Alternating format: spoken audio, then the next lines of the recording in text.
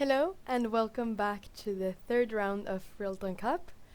Today I'm sitting again with the Grandmaster Ulf Andersson. Okay. Yes, who's here to commentate the games. And there has been a slight delay, so we will start immediately with the different games. Right now we have 12 players with 2 points. So all the players in the 6 first boards have 2 points out of the 2 rounds that have been played. So here we have the first board, where Jesper Thibault is playing against the Cuban Grandmaster Luis Ernesto Quesada Perez.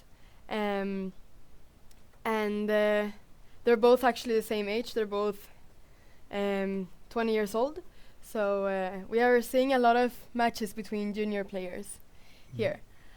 But okay, let's go through the opening of this game. There have been some moves have already been played, but we can start from the beginning. So let's see. D4, F5. So Yeah, well, black opened with the F5, the Dutch defense, but Yes. as he plays, it transposes later to the Leningrad variation, which is a little bit sharper, playing more for the center. With F5, black prevents white from playing E4 for a long time at least, and black is threatening to take the center with D6, E5 many times. And the queen has to defend the E pawn also. But if black can get this with D6, E5, and then he will have a good center. yeah, But as we can see in the game, white will push with D5 and to take en passant. But then black gets good piece play, Yeah. but without a real center, so to say. we will get there. So here we can see, that black is already playing D6, trying to, in the near future, be able to play E5, C6. Yes. So there are some variations for white where white tries to quite quickly play E4 as well. Yes, Right? white could try sometimes with rook E1 and to Yes. play for E4, but that is perhaps when the queen is on E8, because sometimes black plays queen E8 instead of queen C7. It's also a possibility, but with queen C7 We also will get there. the, Queen C7 was the played, yes. idea is E5 now, E5. and white prevents this by playing D5, so there will not be a pawn center for black. He must play E5 and it will be taken en passant. Why does black have to play E5? No, well, it's not obligatory Okay. actually. And it is true, it is not obligatory. He can play slowly with the bishop D7 also, Yes. and things like this. With bishop D7. For instance, like this, and Yes. knight C5 and trying to for knight E4 and so on. Yes. But- So 2 different plans. But it's it's rather common to play E5 and to play that position with the it's black's king side is a little bit weak by playing F5. No, it's a little bit open, but he has a good piece play, and then he plays after that king H8, which is maybe a good move because he wants to preserve the bishop. After here, white can play knight G5 if he wants. Knight G5, yes. For instance, in order to go for the bishop, and then Here. yes, but white is not interested to take the bishop to exchange Oh, okay. Yes. in this game, but black is interested to maintain his bishop. He wants to keep it. Yes. Yeah, of course. Black wants to keep the bishop here. And if white would play a move like knight G5, for example, here, then where should this bishop go? Yeah. To D7? Or queen E7 is also a move you Okay. can play to play with the. Well, you give up the bishop pair by that, but you have reasonable piece play for black. And the only weak square point is D6, the pawn there. But Then a rook could come you can defend well with Yeah. rook d8 and so on. Exactly. But black likes to maintain his bishop. When white didn't take the chance to play knight g5, he played a solid queen c2 instead. Also good. Also to prevent perhaps knight e4 It's at some point. yes, maybe? yes. Okay. And here he played king h8, King so he h8. can retreat to g8 with the bishop. Sometimes, if black would get d5 in the right moment Yeah. to free himself from this d pawn, Yes. then it's good to have the white squared bishop, another piece that can recapture on d5 afterwards. So yes, that you can recapture with a piece and not with a pawn. Yes, If you would want that. yes, Exactly. Okay, so very interesting to move the king to have a square for the bishop. yes. That's quite nice. It's probably a good idea to play like And that. keep this bishop in this diagonal if white would play knight g5 at some point. Yes, yes. Okay, so rook a d1 was played to put some pressure on the d6 pawn. Yes. Very natural move. Bishop g8. Oh, actually, and this is where we are at right now. So Yeah.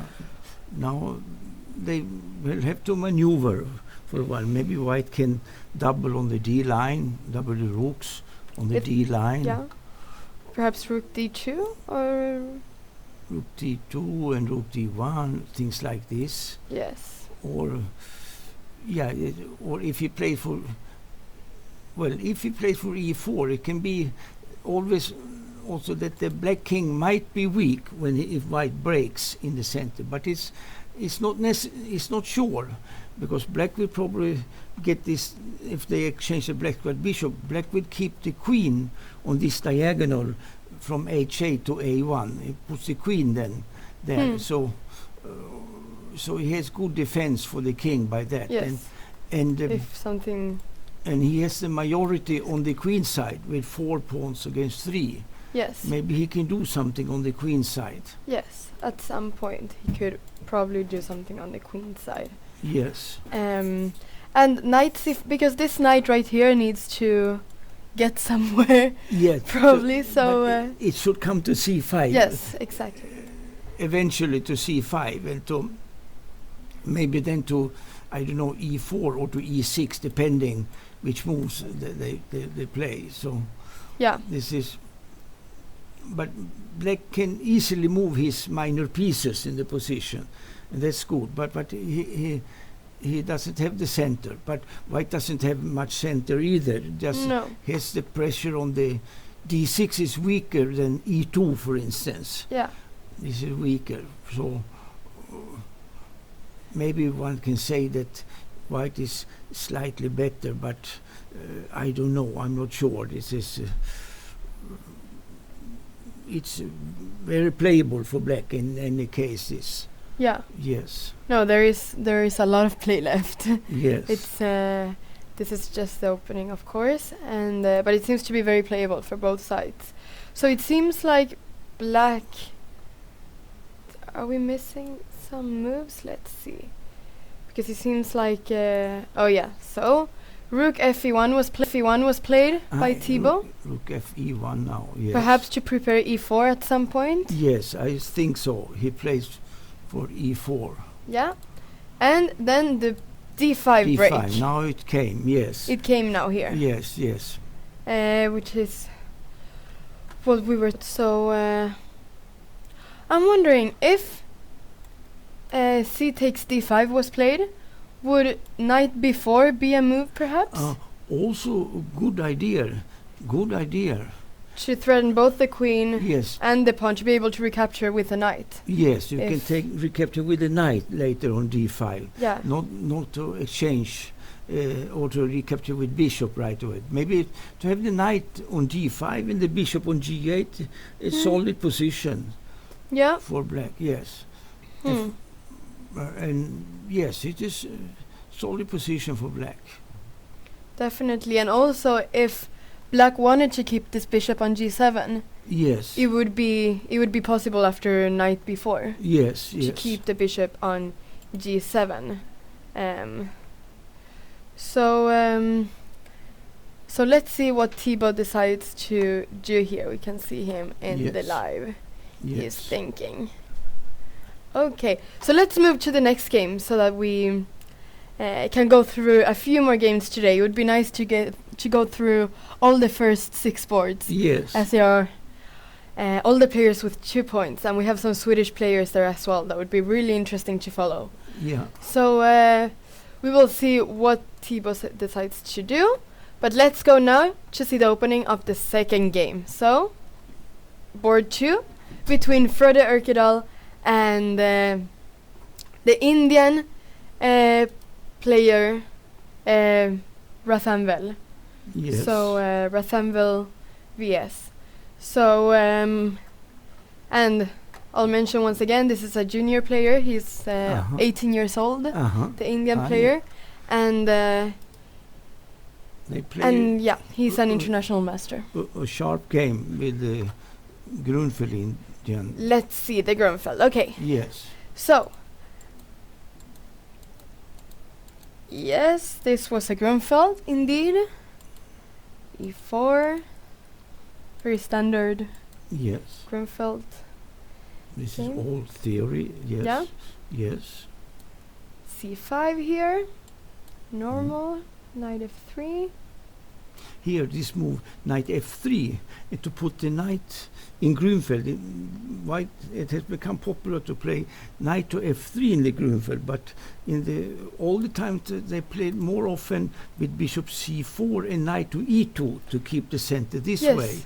Oh, sorry, this is with bishop c4 and knight e2. Yes. That and then to castle short, and then but it's a lot of theory and many games by that.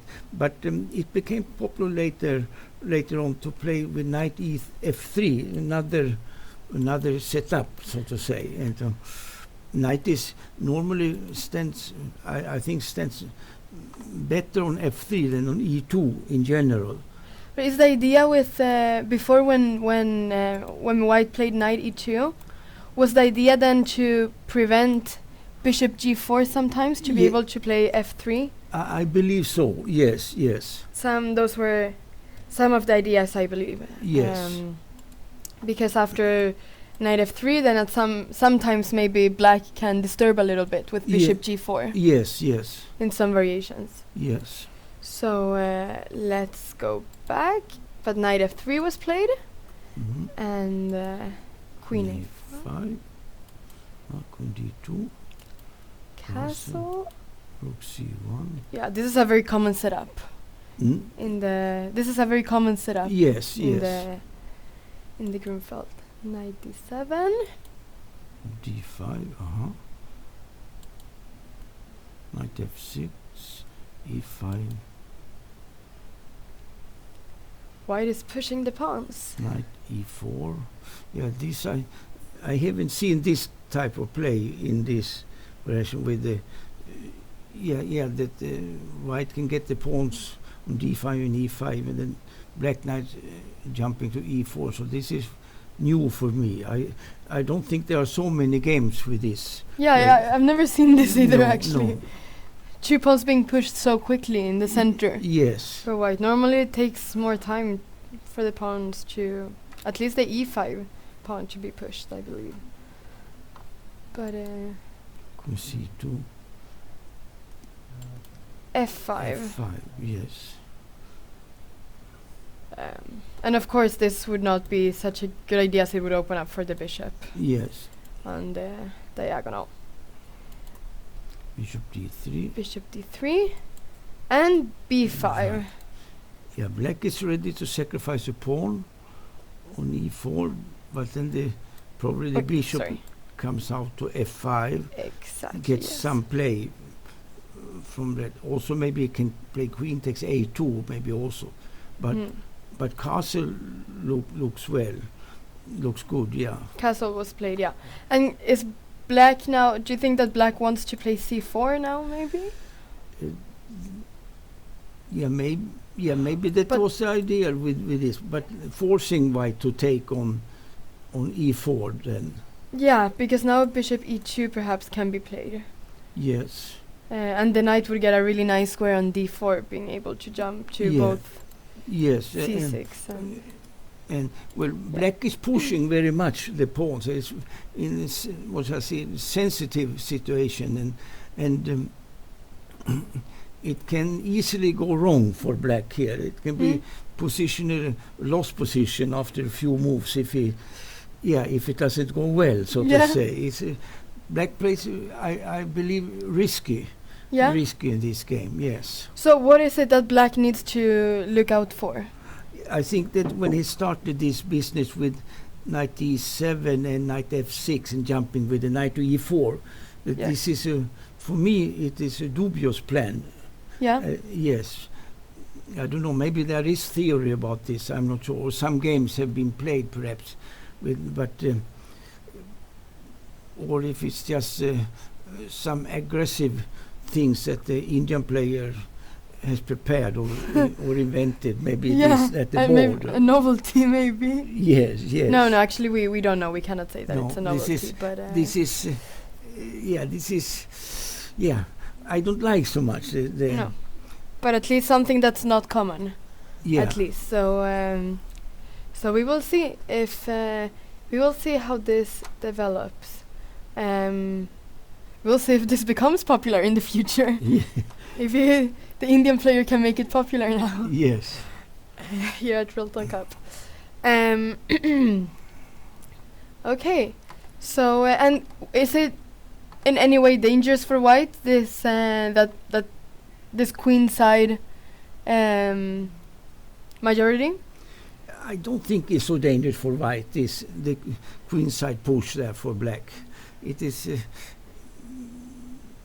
it doesn't disturb so much, I think. Yes. Okay.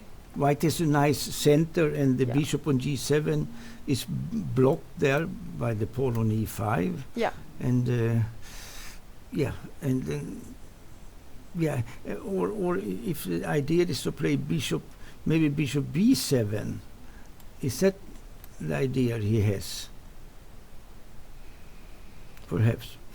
Because I'm just wondering how if these two pawns could become weak. Yes, this is the thing. If they become weak, then black has succeeded with the opening very well, if it's so. But if they will not be weak, then he has failed in the opening. Yeah. No, because I was also wondering if perhaps a move such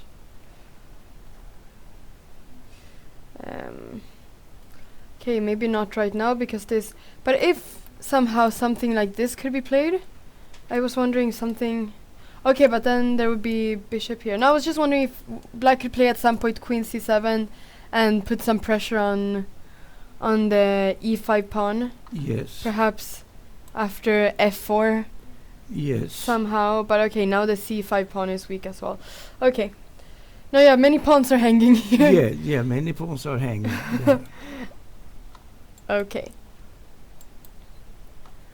Okay, should we go to the next game? Yes. And see the opening of board number 3. So, this is between Finnish player, Pekka Koika. Yes. And American Grandmaster, Elshan Moradiabadi. Yes. Yes. So, the white player is a FIDE master. Alright, so let's see the opening of this game. So, e4, e5, knight f3, knight c6, d4. Bring the Scottish, Yes. Yes. E takes d4, knight takes d4, bishop c5. Yes. Knight takes c6. c6. Queen f6. Yes. Queen f is this? Oh yeah, of course, threatening.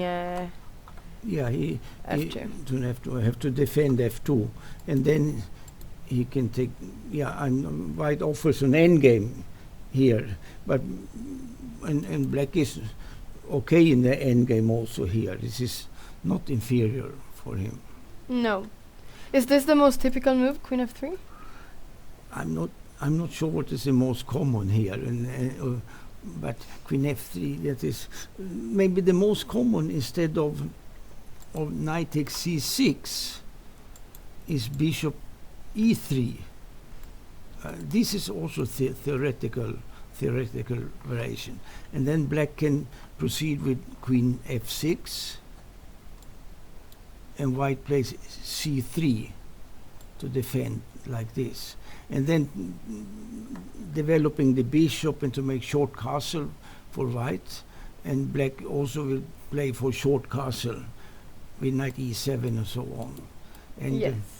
I think it's supposed to be about even this game, equal more or less, yes.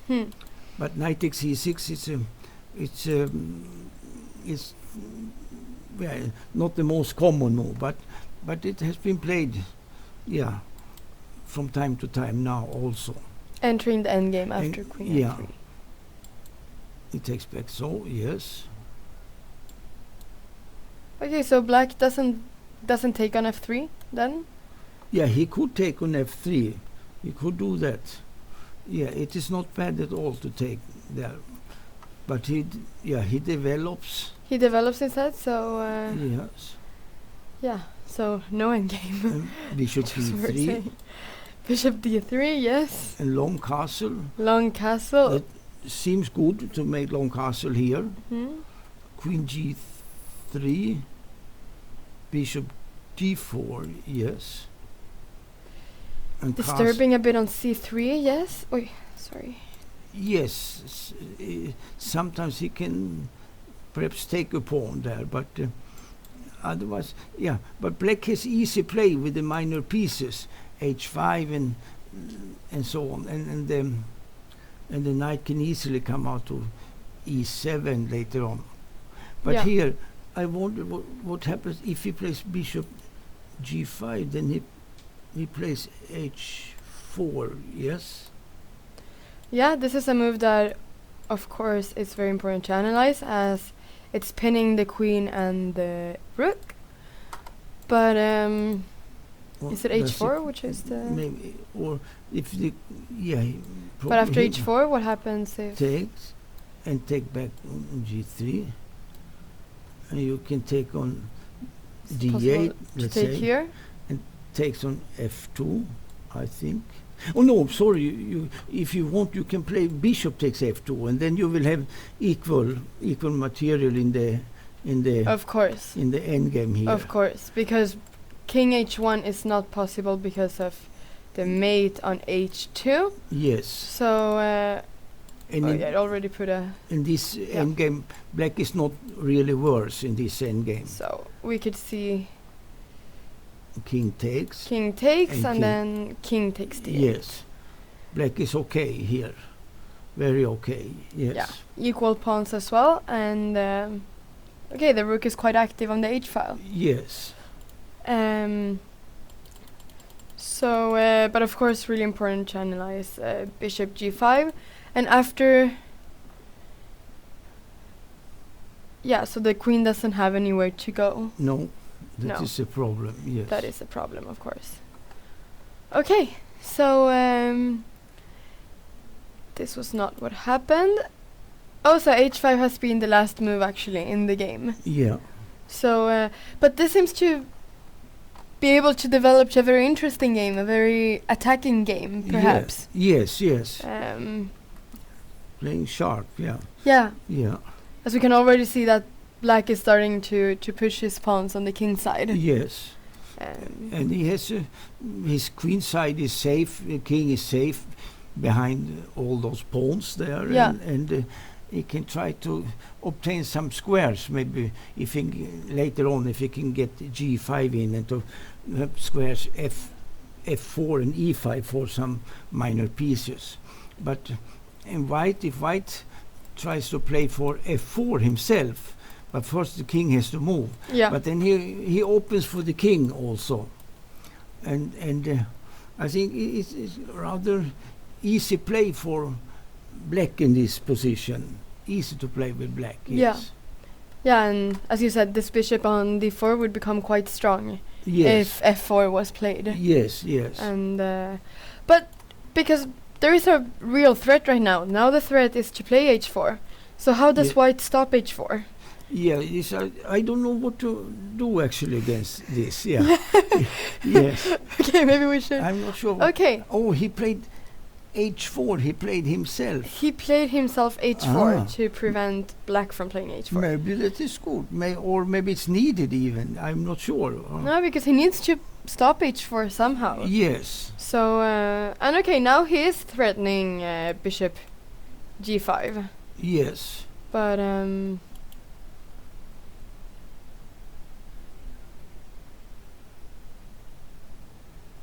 so he made move.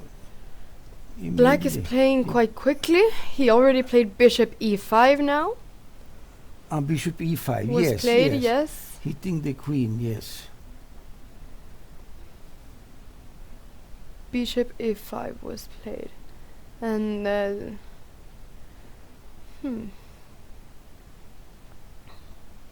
question is, does the queen go to g5 or? He must play queen g5 or f4. He cannot move the queen because it's hanging on h4. Yeah, so he cannot play queen e3 because it's hanging on h4. So Queen g5 or f4. So these are the two main candidate moves here. Yes. So, okay, f4 looks natural, but the king becomes very weak here. Yes. So, that is a problem, especially with f4 and h4 both being played. Both pawns, yeah. Yeah, and it stops the bishop from yes. developing as well. Yeah, f4 better be good, otherwise it's really bad. Yes. Yeah, that's a good way to put it. Yeah. So, because f4 and then check. Check. Bishop d6 cannot be played because of the pin. So check and king h1 maybe. Yes. Or maybe bishop e3.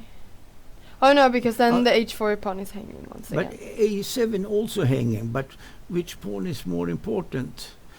Bishop e3 if it takes, queen takes h4, take on a7. Let's see this variation. Yeah, we can see how this turns out. Queen takes a4 and queen h4, sorry, and queen takes a7. Yeah, how is this?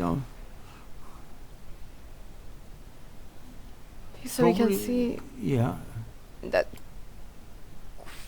probably it's not what black wanted to lose because the a pawn, he has a safe king in any case. Maybe better to do something else, but because typically if you cancel alongside, you don't want to lose the a pawn. No. In such positions, because even though this might not be catastrophic right now, of course, it's not something that perhaps black wants to allow white to play later. Yeah.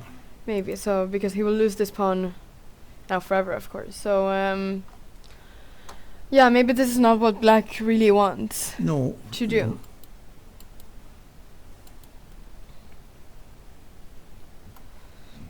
Okay, so let's see if black would play instead, or if white would play instead queen g5. Yes, this is probably a safer move, queen g5. It looks somehow better also. Yeah. Yeah, it looks nicer, this move. And it's natural, sorry? It's natural to take this square now that h5 has been played as well. Yeah.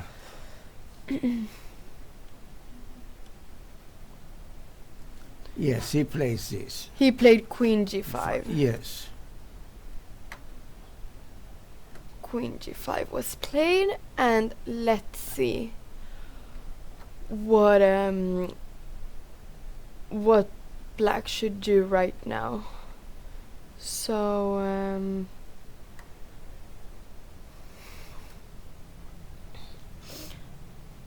it's an idea to simply if you maybe go with the knight somewhere to develop the knight. Yeah. So not sure, because I'm not sure, because black perhaps wants to be able to place a knight at some point on g4, but f3 might be coming. So do you think that black should play knight e7 instead? Or knight h6 if he's going to develop the knight? Yeah, this when it goes to e7, maybe his idea to go to g6 later on. Yeah. Maybe something, but when it goes to h6, his the idea of coming to g4, where it's also disturbing. Exactly, yeah. So I was wondering also if knight e7, if a move like, for example, c5 could be played. Ah, yes. To play knight c6 and... yeah, that would, yes, this, I like this. It would be probably the best positional way of playing. Knight d4. Yeah, because the square d5 is defended. White cannot do anything on d5 when you play c5. It is, and yes, that you control the diagonal more by playing c5, knight e7, knight c6. And this long diagonal is, if you can get this is probably the best you can have as black. Then you really have succeeded in the opening. And perhaps even at some point, maybe not now, but c4 could also come at some point if it's necessary. Yes, there are ideas with this too, I believe too, yes. If, for instance, knight e2 could not be played as... yes. So he would... Yeah, so perhaps c5... Wait, sorry, perhaps c5 could be an idea after knight e7 to give the knight some more squares. Yes. These double pawns are good in this position. Yeah. They are not bad at all. No. The double pawns normally protect the king. Yes. It's like when we were seeing the other day with the double pawns on g2 and g3. Has any move been played? No. They're still playing this position with queen g5. Yes. Okay. So should we perhaps move to the next game? Okay. Yes, let's go to board number 4. So this is a game between Norwegian player, Norwegian FIDE master, Mads Vestby Ellingsen, and Erik Blomqvist. Ah, yes. Swedish player. Yes. One of the highest rated Swedish players here in the tournament. Yes. Here. So let's see. They've done some more moves in this game. They're already in move 19. So let's see how this game, or the opening of this game. Yes. So d4, d5.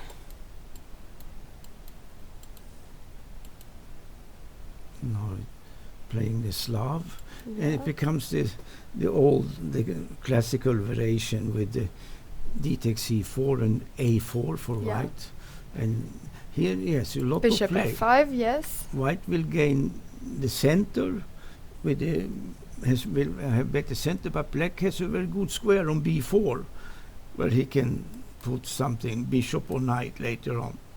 Perhaps after a5 sometimes as well. Also there to preserve the square, to keep it for sure, yes. Yeah, sometimes it can be played.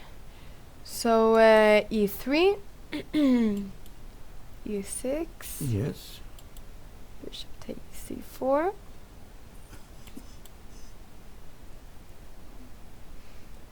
Bishop b4. Yes. Because normally black doesn't try to keep the pawn on c4. He just tries to develop as quickly as possible. Yes. Bishop takes c4, bishop b4. Castle, queen e2. Yes. Bishop g6. Because e4 might be coming at some point. Yes. Knight e5. Yes. Knight d7. Yes, knight takes g6, h takes. Rook d1, queen e7. And now e4 is coming, so white is pushing the pawns. Maybe it's needed to play e5 for black. It's a little bit pity that by this white square bishop becomes very strong, opens the diagonal there. attack against the king and so on. But somehow, if black succeeds here, he will control black squares on b4, c5, e5, d4. This playing or trying to play against the white square bishop. But if, for instance, if black would succeed by playing c5 and changing like that, maybe it was not possible. But to keep the pawn on e6, then the bishop is not so dangerous. The bishop c4. Yeah. But now the bishop will be dangerous. But black, on the other hand, he plays for his idea on the black squares. Yeah. So yes, but it looks like it can be a hard fighting game. This game, yeah. Definitely. No, because it's quite typical, right? To in many different openings that when white plays e4, Yes. to try to stop white from keep pushing his pawns and playing e5, Yes. like a counterattack move, Yeah. almost. So e4, e5, and d5 was played. Yes. D5 is, I think, the best too. Yes. Yes. Rook a c8. Rook a c8. D takes e6. B takes e6. Okay, is it to stop white from entering the b5 square and the d5 square, or? Yeah, this is good to cover that the knight cannot jump, let's say, to d5. If you take with the rook, white can play for the square d5 very much. Exactly. So here, with knight d5 or maybe first bishop g5 or but. And this could also be a threat at some point. Yes. Bishop b5 after bishop g5. Yes, this would be inferior for black. Yes. So it's a, I think, good move to take with the b pawn. And I'm wondering then, was rook c8? Maybe he could go somewhere else with the rook if he's ready to take back with the pawn. Or it's not needed to play rook c8, but on the other hand, it defends the pawn on c6, and he wants to play rook to d8 and so on, and try to maybe get the bishop to the other diagonal from b6 to g1, this diagonal.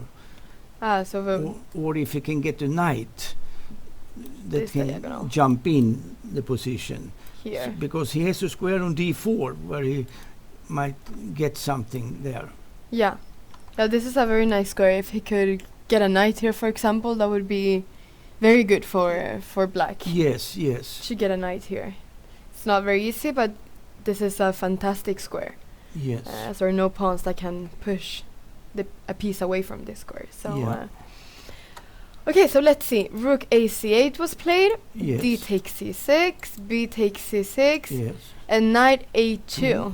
Yes. Asking this bishop where it's because going to go. The knight is not good on c3. It's not a good square for the knight. It cannot go anywhere. No, so we can see that all these squares are taken. Yes.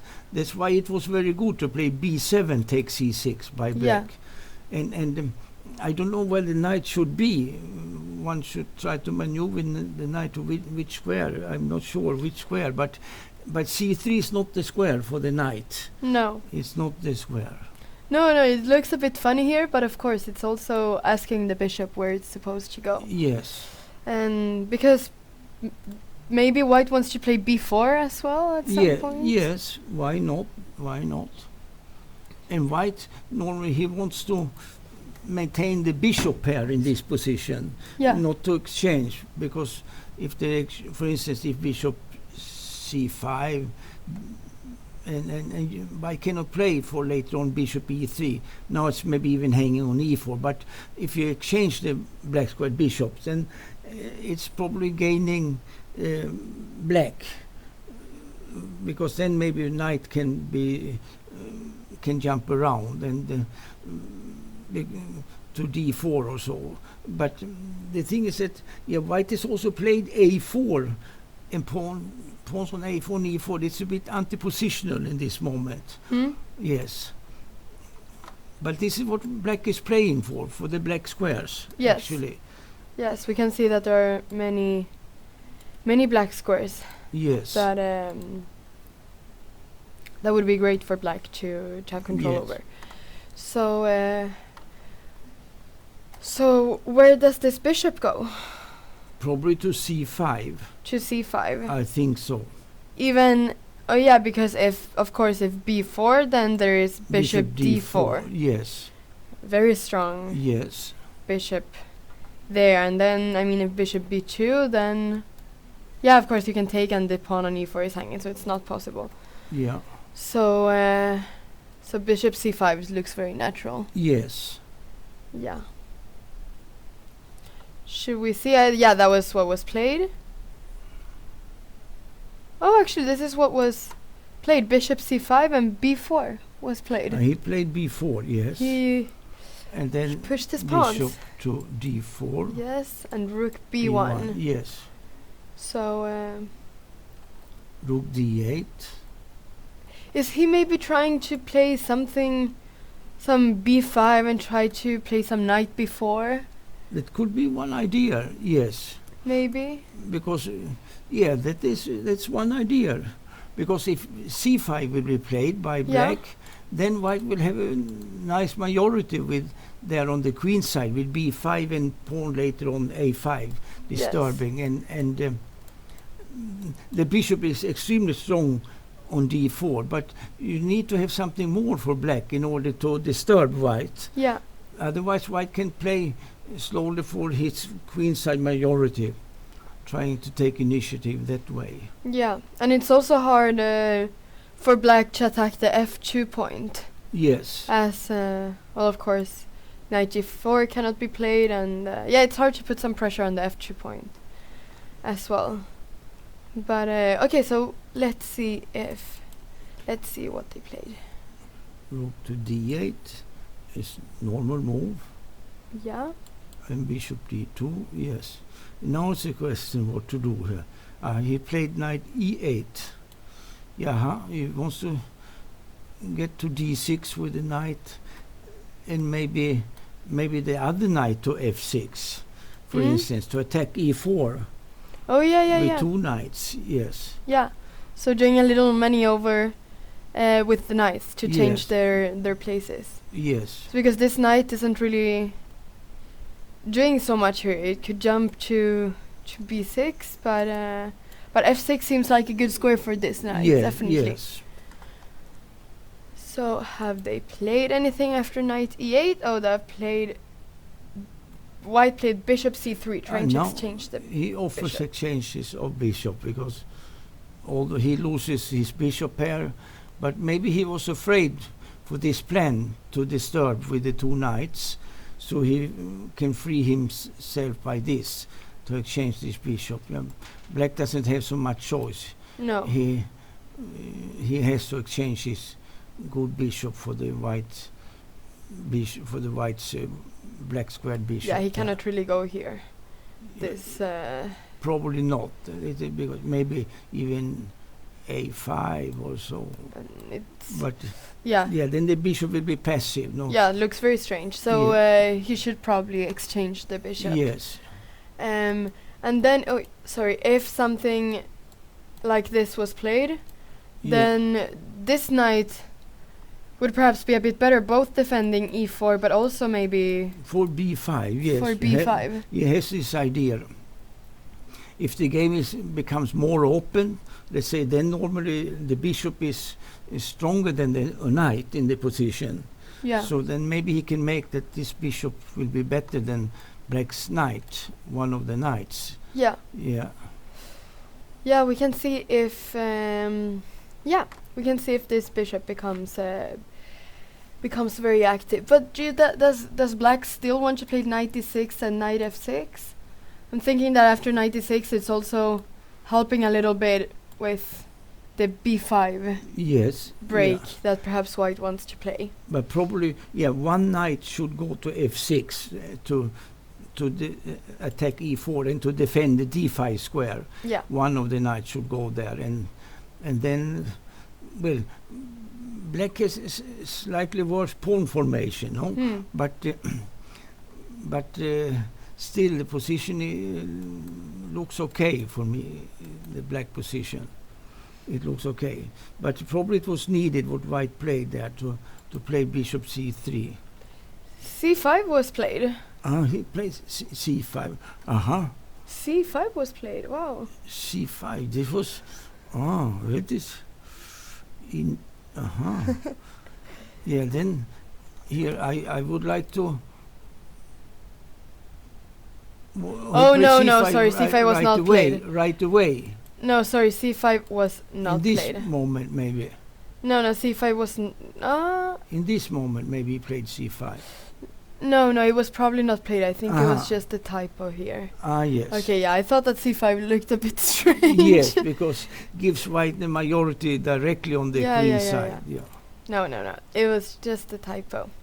I was a bit surprised here as well. Okay, so this is the position that they have right now. Yes. The time seems to be very, very different. Yes. So we can see that Mads Vesby has half an hour according to the live here. Let's hope that it's that it's accurate. But it seems like Erik Blomqvist has 50 minutes more. Than Mads Vesby. So that would be quite a time difference. Yeah. Definitely. That would be probably noticeable in the game later on. Okay, should we go to the next game? Yep, let's continue. So here we have the Swedish Grandmaster Tigger Hillard Persson, who is playing against Dean Ippolito from the United States. It's United States also. United States also. Yes. So there are some Americans here playing in Rilton Cup. Yeah. Which is really fun that they're coming so far away to play here. Yes. But let's see how the opening of this game. Yes. So okay, so c4, g6, knight c3, bishop g7. So it transposed to King's Indian. Yeah, it starts with the King's Indian, but it transposes later on into the Benoni. Okay. Yes. Interesting. Knight g3. This knight e2 and knight g3, it's not so, it's not used so often in the opening to play like this. But Hillard Persson has also many ideas, and it is not a bad idea. Only that it is not so popular move and set up maybe for white. But when I saw the position there, it looked okay for white. Can be dangerous for black, as always is when it transposes to the Benoni. Always dangerous. Well, for both sides actually. It's a difficult opening to play the Benoni. But white is ready to go for Benoni, as we can see in the game here. Yes. And what is the exact idea between knight e2 and knight g3 to play it so early? Yeah, maybe you can also play f3 in bishop e3 to go for the Semish variation. Yeah. That would be perhaps more popular than this other. But this knight g3, it invites black to play Benoni actually.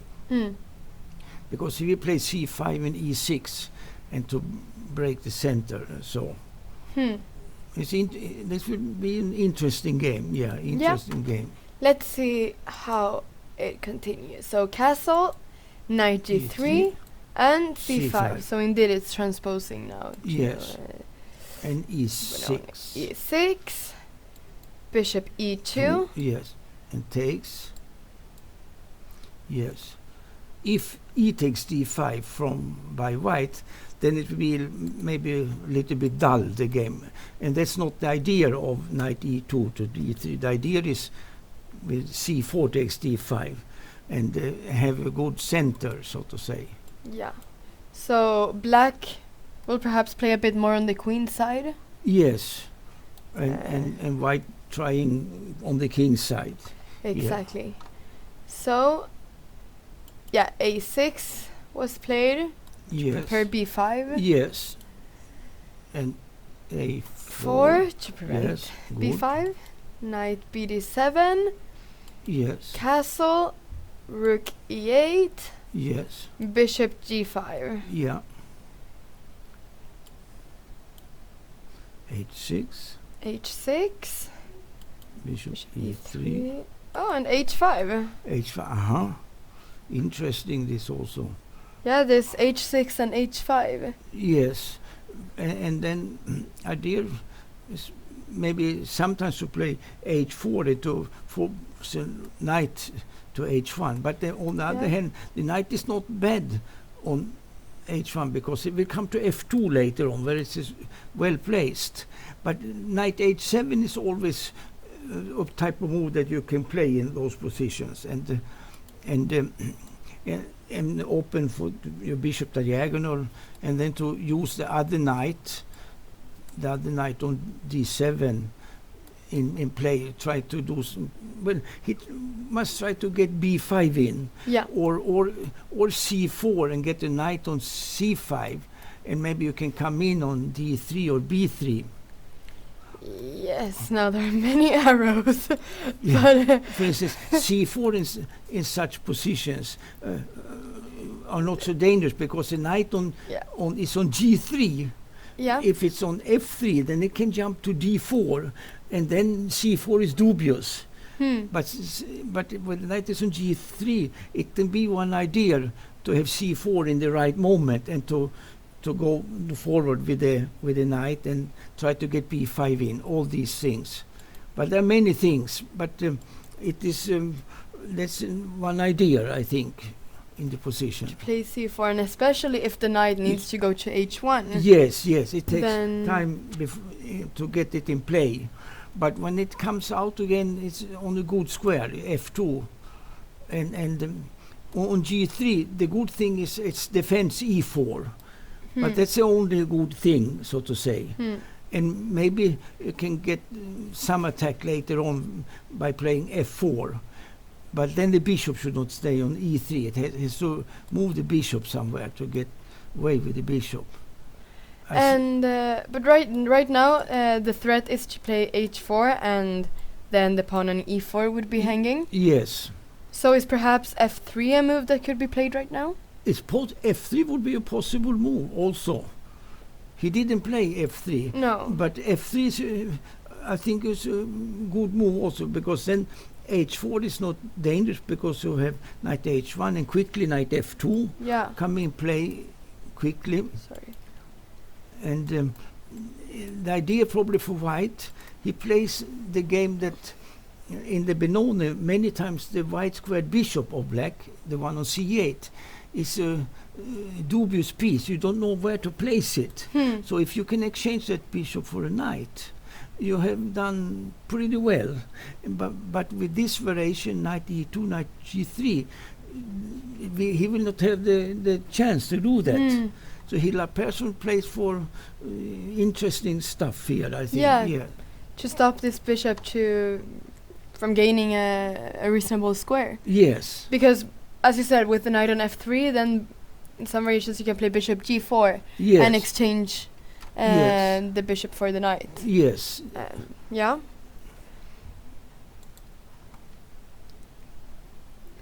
So bishop g5 was played. Yes. Instead, preventing h4 as well. Yes. Queen c7. Yes. Queen d2. And knight h7. Knight h7, yes. Yeah. And then he played bishop h4. He didn't want to play bishop h6. Maybe it's better to have bishop on h4 to play for, try to break the game with f4 and so on. With f4, the bishop looks a bit... It's a strange square for the bishop, because many times in this position when you play f4, you play e5, continue with e5, and when that is taken, you don't take back. You play f5 just to have attack.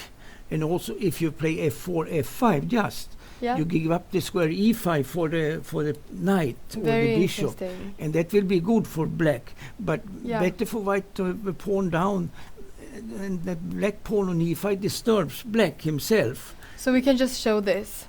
if something f4, I'm not sure what black is doing here, yeah. but just to demonstrate. So then white could play this idea, and with f5. so that black cannot put any piece on e5 and Yes. stop the bishop as well from Yes, and also moving. you get the square e4 for your knight. Yes. But that is one plan at least. Yeah. Yes. Yeah.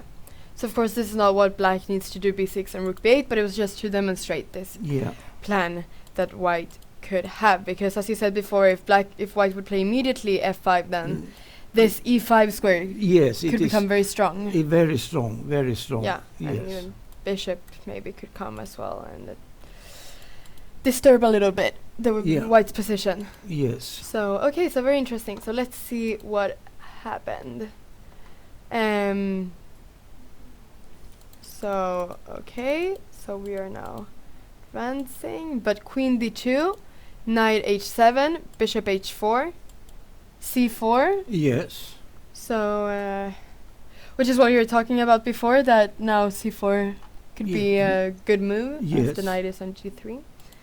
King h1, Rook b8. rook b8. Playing for b5 here. Yeah. f4, Yes. bishop h6. Yeah. This kind of position it's not let's say a normal position in the Bellone, that black will have bishop on h6 and knight on h7 and white bishop on h4. It looks very funny actually. Yes, a funny position. Yeah, it's it's hard to judge, but he has idea with b5 also to play for this. But with this way, he played bishop h6. He prevents e5, and also with idea to because he just takes it, and there is no f5. No. Yes.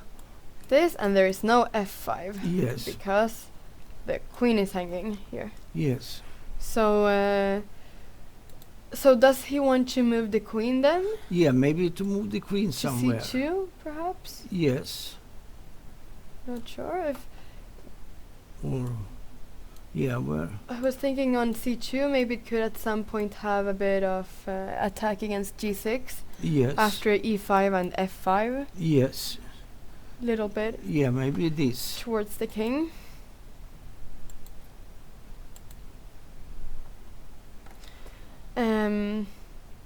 But this was the last move of the position, bishop h6.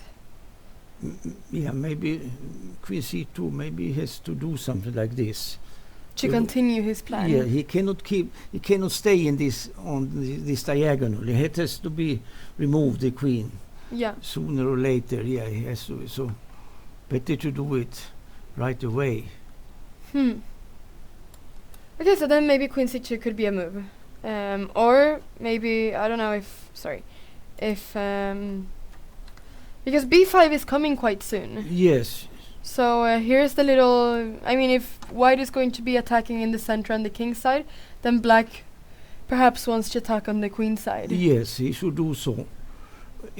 Well, white, for instance, he could try a5, then b5 will be played in any case, I think.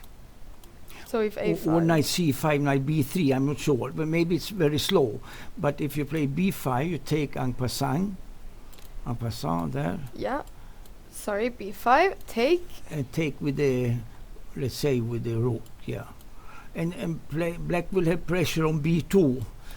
Definitely. As kind of compensation. It would be better for black if he could have a pawn on b5 instead. Yeah. Like this. Then with pawn on b5 he can play b4 and press white on e4 by that also. Yeah. Definitely. So so here there's a question if a5 should be played. Yes, if you play a5 or to move the queen. Like you mentioned, queen c2. He can do that right away. I'm not sure, is this so if instead of a5 there. Yeah, there. This move, yes. Because this move, knight c5 and knight b3, I thought that maybe with the pawn on a5 it could be quite disturbing for for white maybe. Yes. But okay, so let's say that black plays b5 here. B5, yes. This I think is good too. He must play like this. Yeah. White takes. Yes. And then to move the knight from d7, and then maybe you play bishop d7 even to develop the bishop there, and to play for b4 to have this idea, Yeah. and to attack e4 as much as possible. Yeah. So should this knight move somewhere now? Yeah, I'm not sure what to do here with white. For instance, an interesting idea in such position is b4. If you can blockade b4, and then you have a strong knight on c3, but black will take en passant. This is a problem in this moment. You only play b4 if en passant is not possible. Okay. Yes. So Here he gets play with knight c5, b4, and everything. It gets he push, or maybe b4 first. is this Maybe b4 first even. b4 first? Maybe. Yeah. Or if it's maybe knight b5, maybe. Knight b5. Yeah, maybe here. he has. Yes. This is quite interesting because now the rook is coming on the c file as well. Yeah, then this is good. In that case, b4 is a good move. Yeah, because Queen c2 and b4. that is two very good interesting. moves. Yes, definitely. Because here, if knight here, And then queen b4. queen yes. b4. And blockading there. And b5 is weak, and e5 is under defense as well. Yeah, e4 is under defense. Because I was thinking that if I move like knight a6. Maybe like this, yes. Okay, but I'm not sure. Can you take on b5? Maybe it's possible to do like this even, yes. I was thinking that perhaps, otherwise, perhaps this move was also possible. This is also possible, yes. Because if take, I mean, there is this here. I'm not sure how this is though, taking here on c3. That could be dangerous for white. Yes. But many things hanging in the position, Yeah. a bit unclear, but a lot of play. It's a lot of play in the position. Yeah, and it's stopping the black pawns from simply just pushing Yes, on the queen side. Very interesting move b4. yes, yes. To stop here. Because if it doesn't work for black, then this should be good. Yes, yes. If black cannot take en passant, then white is definitely better in such position, because b5 will be weak, This could be played always with weak, some and c3 will be untouchable. This Yeah. knight is untouchable, and only if you can play bishop g7 and bishop takes c3, but it is wrong. That is always wrong in such position. So. So that this black cannot allow himself to come into this. That he shouldn't allow this. And now this knight, I mean, it's defending e4 all the time as well, so it's Yes, quite good yes. that it's defending there as well. So let's see if they have played any move. Okay, so Played queen d1. queen d1 was played Uh-huh. instead of, we were talking about queen c2, but queen d1 was played. Yes. But now the question is what happens after b5. b5. Yes.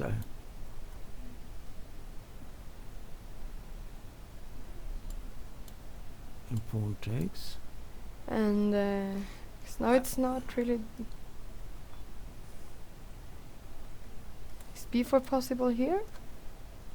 Then it seems strange Yeah. to have the queen on d1 instead of c2. It's possible to play b4 here. Then we have, similar like the other game, but the other variation we analyzed, Or if he has some other idea by this, Hillar Persson, he puts the queen on d1 because of something else. Is there any idea? Maybe he has This some be an idea to sacrifice sometime for 2 pawns, and so to gain the square f5 for his knight, and so. But it is dubious, this sacrifice. No, it is dubious. Can only do it when it's good, guarantee good. Yeah. Otherwise black will consolidate and have a good game. Yes.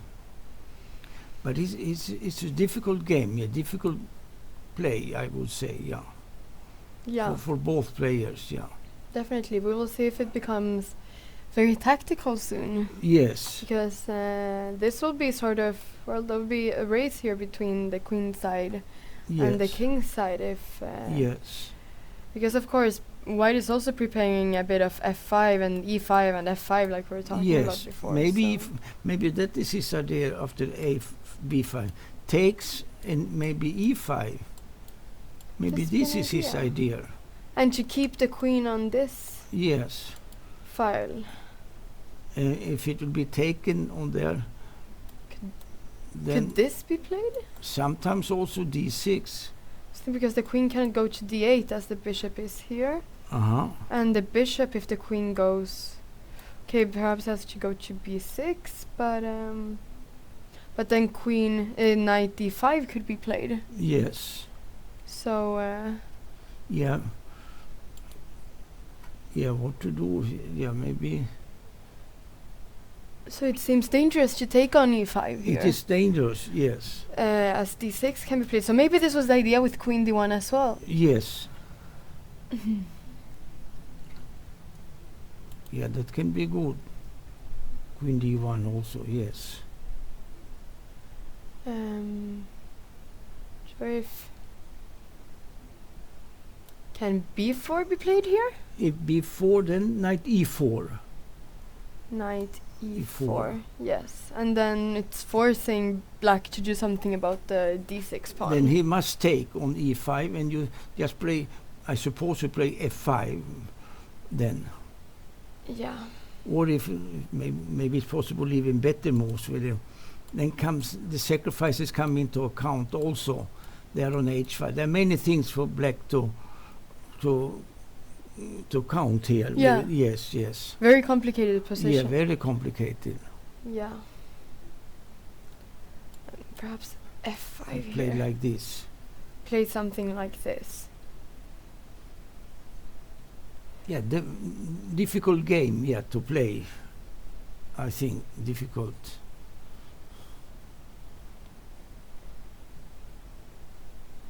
I was thinking if black doesn't really do anything here, if something like, okay, now it's, I'm not sure. Yes. Any move, I'm not sure. Just any move, but and then maybe take. Yes. If this is possible somehow. Yes. Because there is always this. And f6, yes. f6. Yeah, this will probably be mating attack. Very dangerous attack here. Yes. Yeah, and I mean, all the pieces are coming in now. Yes. Looks incredibly dangerous. Even something like this perhaps could be very dangerous. Rook f5. Rook f5 and threatening knight g5. Yes. You are right. And then if it's rook takes, it's mate. Yes. So. This is too strong attack. This. Yeah. Yes. So black has to be careful. Let's see if this is what Tiger wants to play. Yes. So b5. I just want to check that this actually is the game and that I'm not saying. Okay. So let's just see. Okay, so b5 was indeed played. Yes. A takes b5, A takes b5. So this is the position right now. It is more dangerous, this thing, when h5 is good many times for black to have, but it can also be dangerous when white pushes, opens there. The black king is weaker than when the pawn is on h7. We got a comment here right now saying that we missed g4. I suppose it means g5 after f5. So maybe we should analyze this as well. Yes. Okay, this is what we were looking at. You mean to play g5 here? G5 also. Because now the bishop is trapped. Yes. So this is really important to analyze as well. We forgot to do this here. But maybe it's possible to take on. Yeah, maybe. Yeah, it's interesting. This also, all this. It's very Yeah. very tactical, but I'm not sure if. Or if we shall sacrifice, take with the. I was thinking if something like Queen C1 could be played. But of course, it's hanging on G3 as well. It was simply with the idea that the bishop was. But that doesn't matter so much if G3 is hanging. This is maybe good way. Queen C1. 'Cause it seems quite dangerous to allow the white's queen to come into the king side. Yes, yes. If white could play f6, for instance, it would be mate. Yes. So, actually, yes. If pawn takes, queen takes. Did it happen? Or No. But I'm. Yeah. This is winning. Yeah, this is winning position. For white. Yes. So. Yes.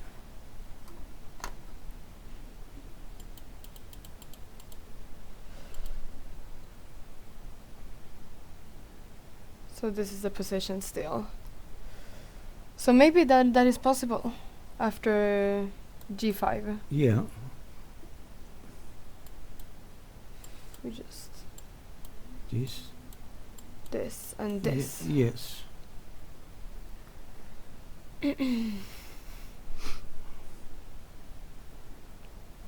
Because okay, so maybe after Queen C1, if F6 was played here.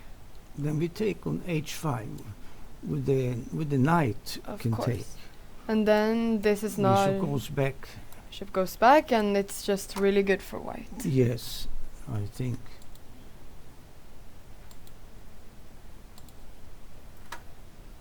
So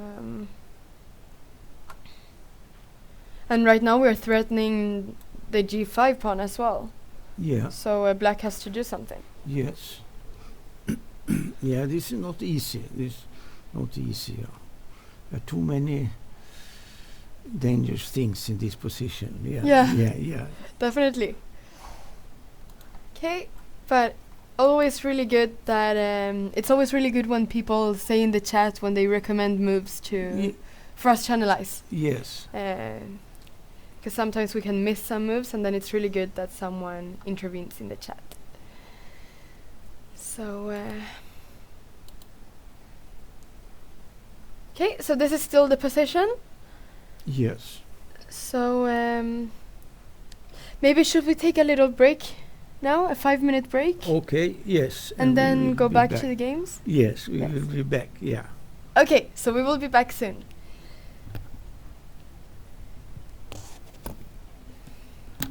Oh.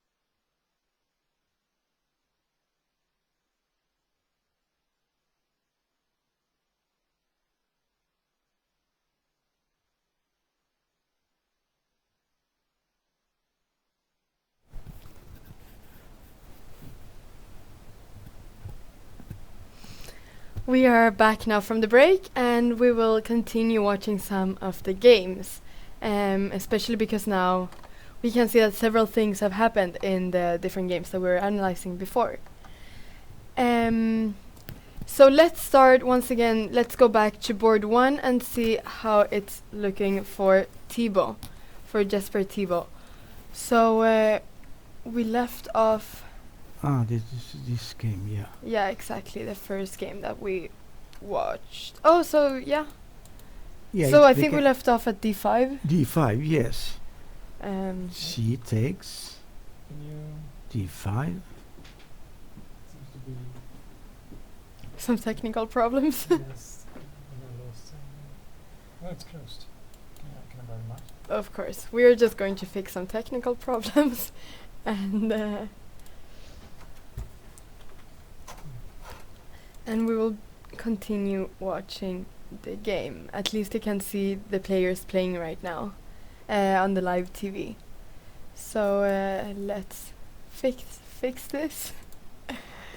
We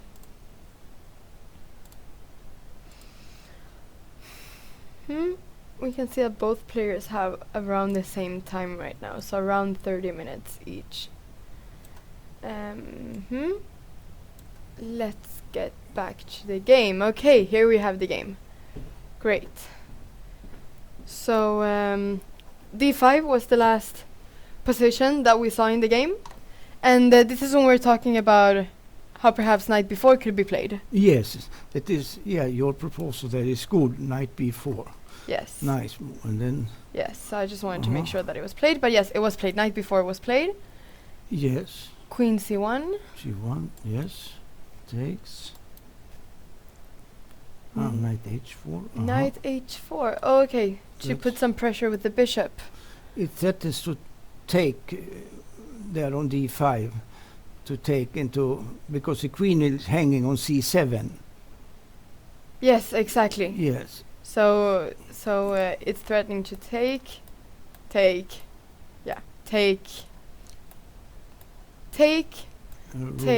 and then if c takes, then queen takes c7. Yes. Hanging. Yeah. Indeed.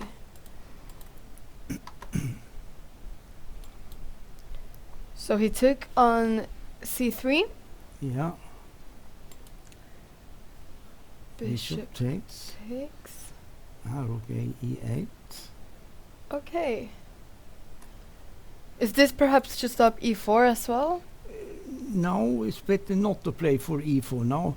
The pawn is probably better on e3 or e2 even to stay, yes. Okay.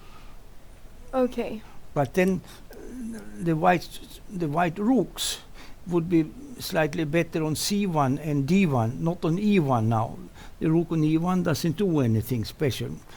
Well, it's a fancy pawn, but it's not for future play to stay on e1. He has to double on the d line, or maybe go for the c line also, because it's half open, the c line. Yeah, so the rook on e1 doesn't really seem to have any future there. Yeah. Someone is saying that they cannot see the analysis board right now, but should be working. Yes? Okay. If anyone else cannot see it, then you can write it in the chat. But okay, let's continue. So rook d3, yeah, so that's what you were saying, of doubling the rooks on the d file. Knight e4. Yes. Frozen. It's frozen. Okay. It's frozen. Some more technical problems. Okay, but this is, why is it closed again? You cannot close this this small app here. I had it.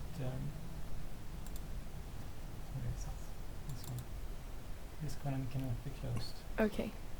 This has to be open all the time. Okay.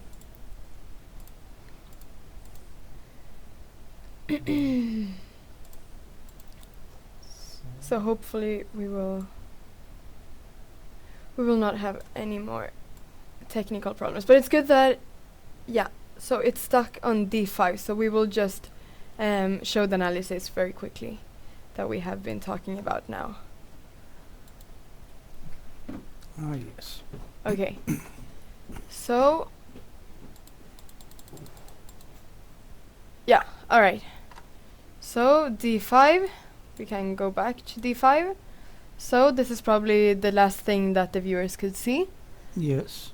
But yes, we were saying knight b4, queen c1, knight takes d5, and knight h4. Yeah, what we were Yes. saying to threaten d5. Yes. Because if takes,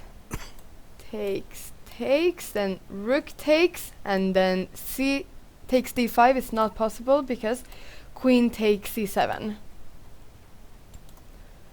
So knight takes c3 and rook a8. And we were talking about how the rook on e1 doesn't really have any future Yes. left here on this square. So therefore white decided to play rook d3 to possibly double on the d file here. Sorry. Knight e4 was played. Mm-hmm.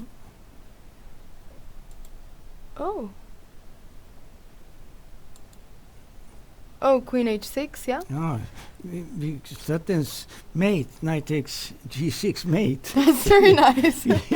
Yeah, it's threatening knight takes g6 mate Yeah. here, so that would be quite funny. And of course bishop cannot take because of the pin, this diagonal. So queen f7 was played to stop Yes. knight takes g6.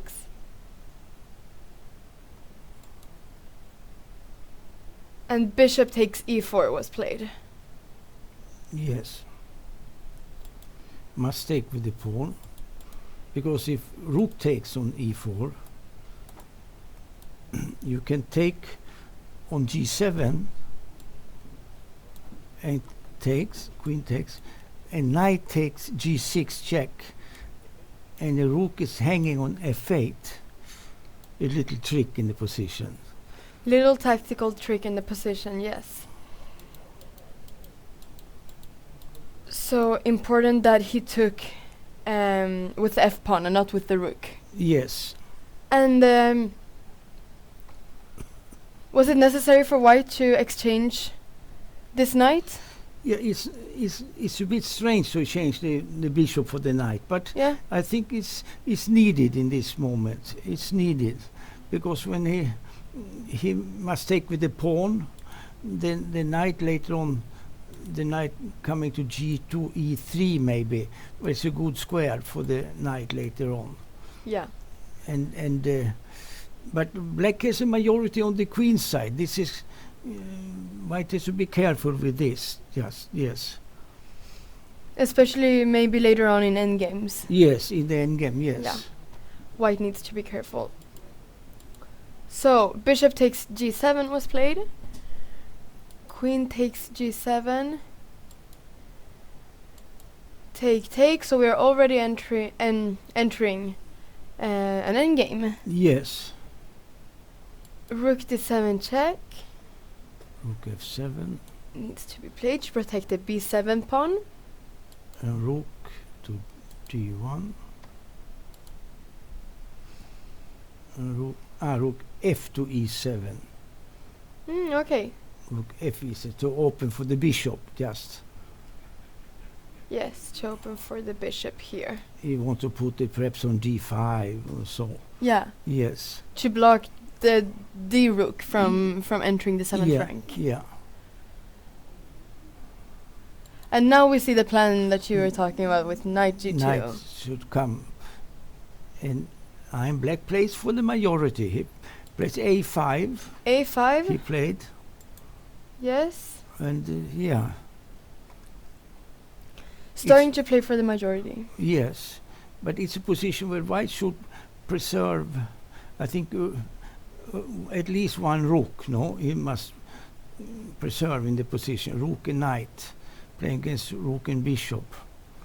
And the bishop, the question is how good will the bishop be on g8?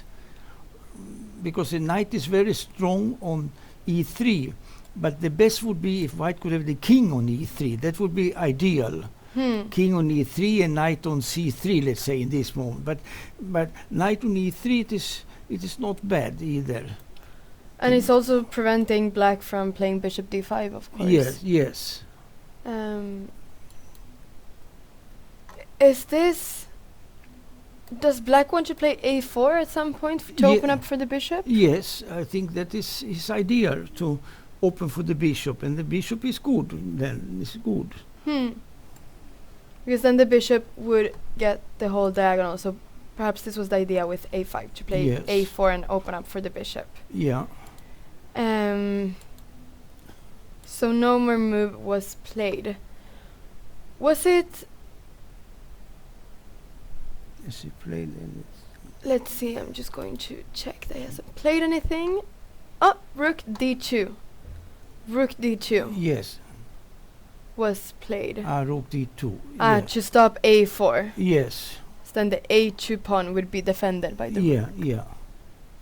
Yeah, that is good. We are getting a little conversation in the chat of someone saying that there was here that rook d7 could have been played, maybe. This also. This move here. Yeah, he could have played this. No. Yeah, that maybe white could have played this. White took in this position on g7. He could have. We can look rook d7. But this looks very interesting. Yes, but maybe black will play. Maybe Quesada will sacrifice the queen again, like he did in the first round. He sacrificed the queen for 2 rooks. But but here he will get just a rook and the bishop. He can take on c3, for instance.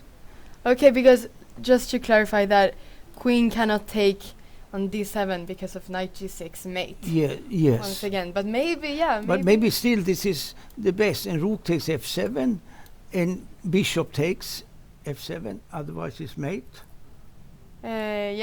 Still. This, and then rook to d1 probably. Rook to d1. Maybe he was really urging to sacrifice his queen again. Yeah. But how is this position? Yeah, this. I'm not sure. But normally, if white can get the knight back into play, let's say knight to g2, e3 there, and it should be only white can be better. Because white does have material advantage. Yes, here, as it is rook and bishop for the queen. Yes. But okay, black has the bishop here. He can fight, but white should be better. No, I suppose white has a better game there. So, do you think that maybe? But maybe rook d7. Maybe he didn't see it. It's possible. Maybe, or maybe both players overlooked this move. It's possible.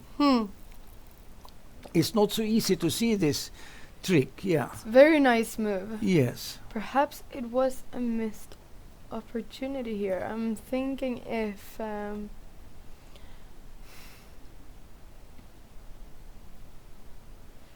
was just looking at moves like this and trying to somehow play bishop d5 as well and create some problems for the white king. Yes. But perhaps e3 and then. Actually, do you think that there is any way for black check tack now, the white king, that if white could be in any trouble? Not really. No. Not really. Because the bishop cannot really move because of knight g6. Yes. Okay. Let's go back. Let's see. Maybe this was a missed opportunity. Yeah. For white. So he took here, but now he takes rook d7. Yes. Because there is only one move, and that is bishop takes c3. There are no other moves. No, wait.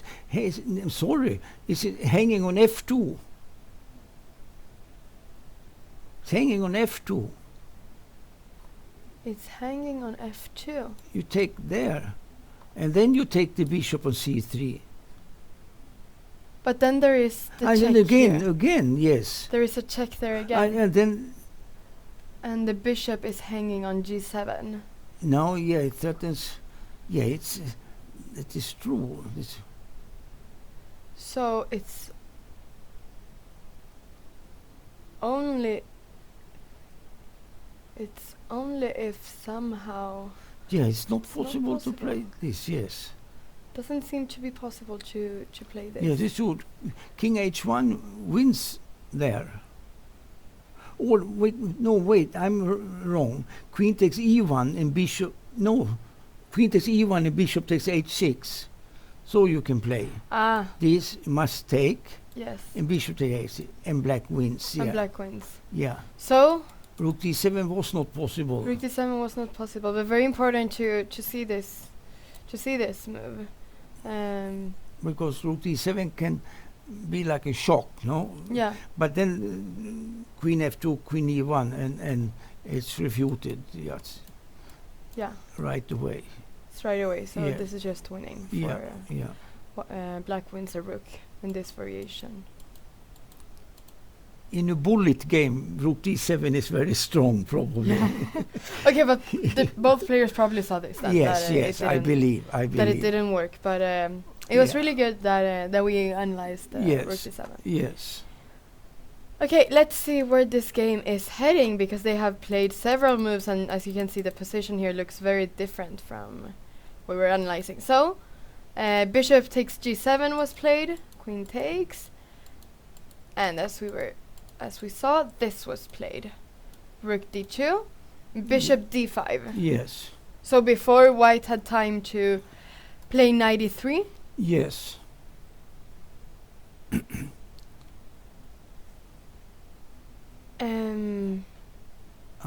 It can be a draw, this game, by repetition. They can begin to, yes, with be rook d6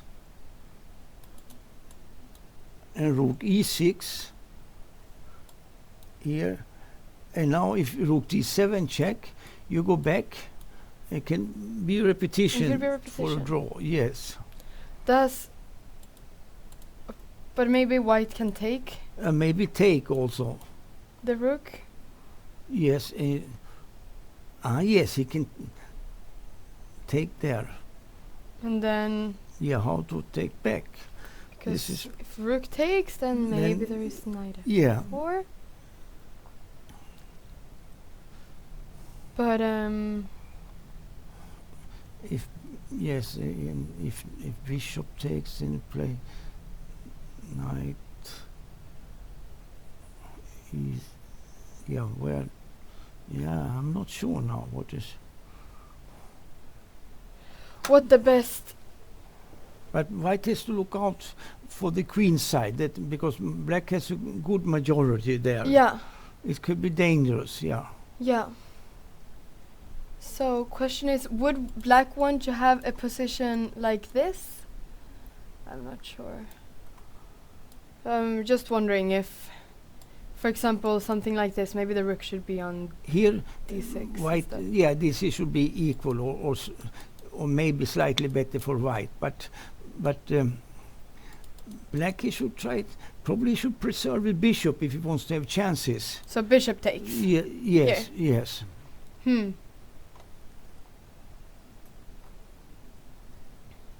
But Bishop maybe takes, maybe it does. stopping the rook from entering on d7. He But he played rook d7 check in the game. yeah, let's see. Let's see what happened. Let's see what happened. Yes. So a5 was played, rook d2. And he played rook 6 to e7. Yeah. Let's just. So this is. And he checked again. Maybe a draw. Yeah. Maybe this. A Could be a repetition draw. for draw. Yes.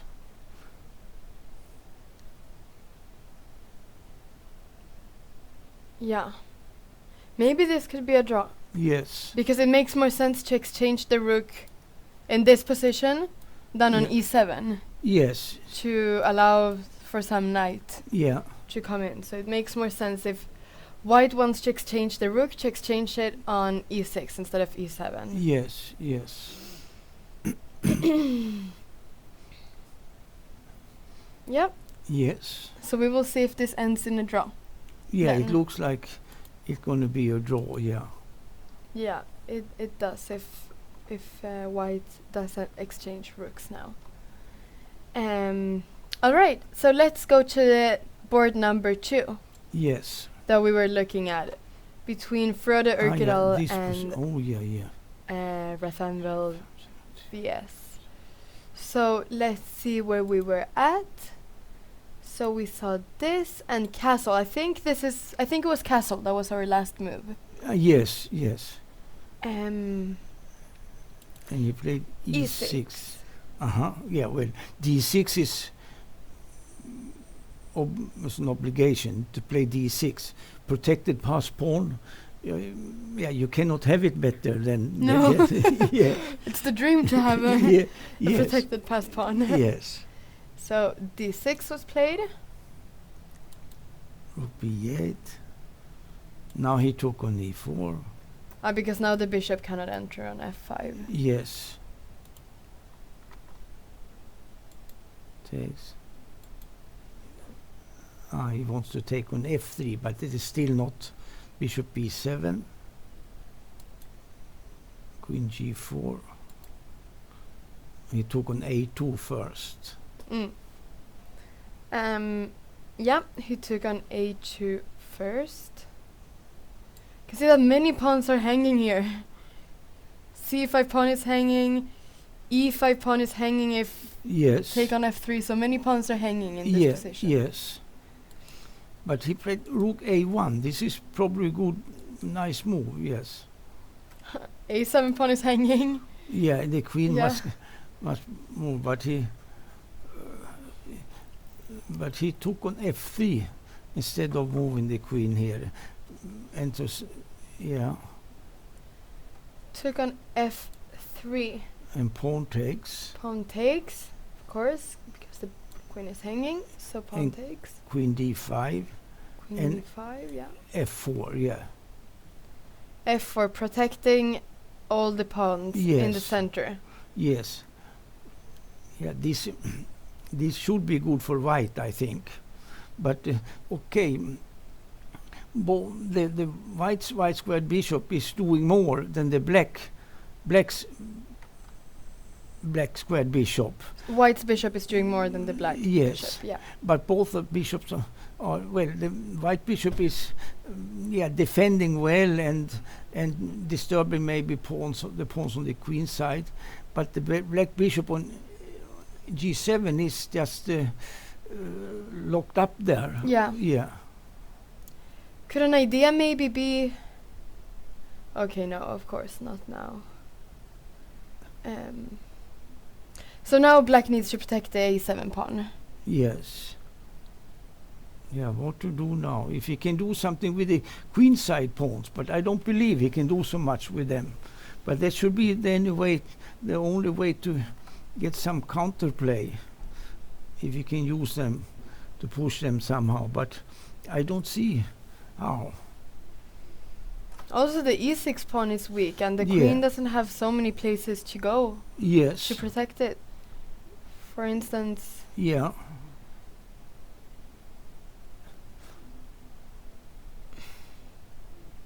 just wondering if probably it's not possible, but I was just looking at moves like c4, Yeah. Yes. because if pawn takes, then maybe you have something like Rook this, d1. Yes. and then Then the it's e6 pawn is yeah. hanging. Then he will win the e6 pawn. And if queen takes, then maybe rook c1, and then c5 is hanging. Yes.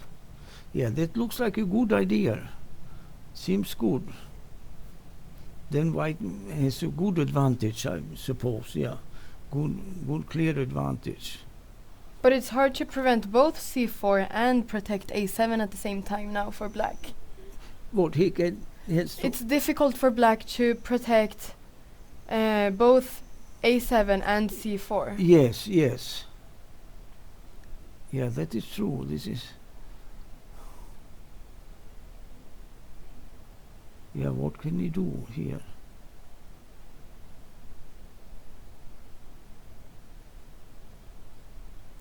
That's a very good question. Yes. Actually, very good question. Because if rook f7 or maybe rook f7 Rook f7. looks for natural. Yes.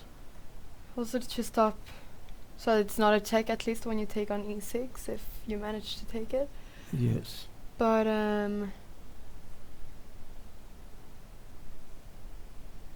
it's becoming dangerous for. It's becoming dangerous. For instance, even something like this here. Yes. Queen Maybe the other rook, but c4, no? Have to thinking play queen c4, I think. only here. You can push there also. I was just wondering how this was, because if rook here, if rook d8, then maybe queen g5, Yes. and if rook f8, then maybe I was thinking something like this, but Yes. threatening c5 and a7 as well here. Yes. It is true. It's a difficult position for black. Difficult to find good play, yeah. But these kind of things maybe can happen when you see the opening, no? When you see the opening from the black side, that he pushed very hard, and it was looked aggressive and so, but it was more weakening than strong. Yeah, Yes, and then ended up in this. exactly. Yes. Yeah. Yeah, because it's tough, because okay, if queen c6, then queen takes e6 as well, so. Yeah. Yes. Yeah, this was the game with the... Wait, this was with... Yeah, when we saw that he played he allowed very soon d5 and e5. Yes. Yes. So, okay, we will see what, yeah, black is thinking now. Yes.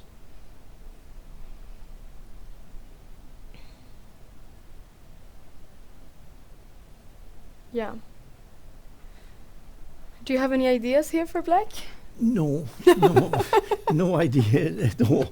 Yeah, the bishop on g7. Yeah, what can one do? Yeah. Okay, let's see what the Indian player Rathanvel decides to do. We can see that the first game that we were looking at ended in a draw indeed. Yeah. So they did the repetition here with rook d6, rook e6, rook d7. This ended in a repetition, and it ended in a draw on board 1. Yes. So actually this game between Frode Urkedal and Rathanvel is very interesting Yes. to see how it proceeds. Yeah. Let's go to board number 3. So this was the game between Pekka Koika and Elshan Moradiabari.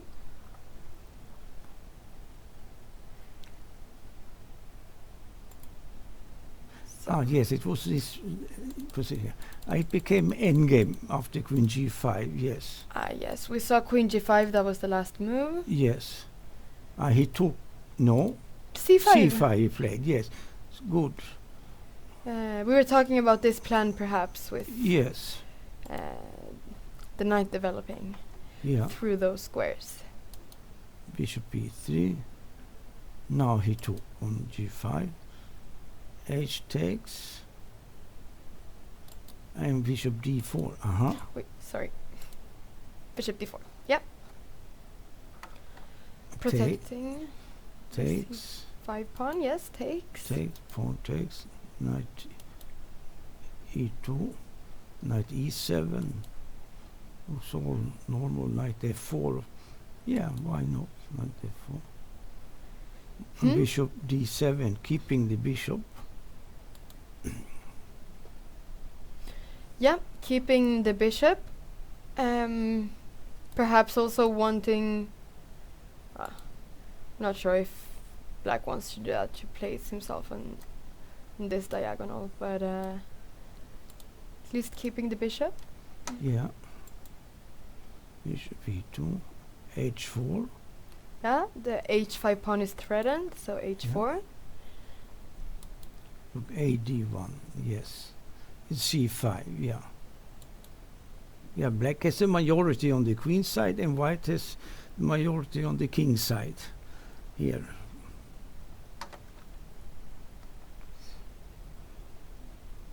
Knight d3, yeah, looks good. Yeah. B Normally you want to take these squares. Does black want to keep his bishop at all costs? This is really important to keep his bishop.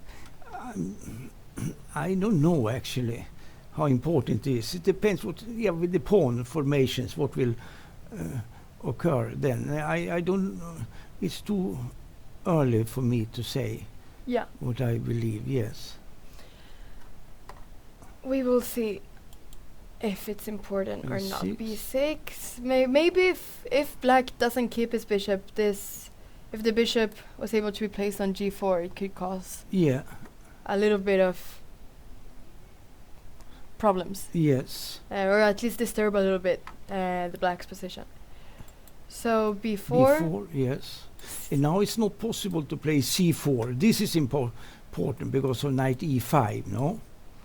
Knight and e5. attacking c4, d4, and f7. Everything is under attack. Yeah, and this, and he has to take on b4. Therefore, he has to take on b4. Yeah. Then the pawn formation are a little bit destroyed. It's a bit destroyed. Yeah. Yeah. He cannot stay here. He cannot play c4, so he has to take on c4. Yes. On b4. Yes. But then also this pawn on d4 becomes quite weak. Yes.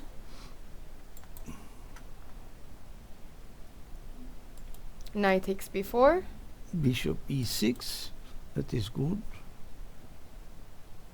Bishop a6 check.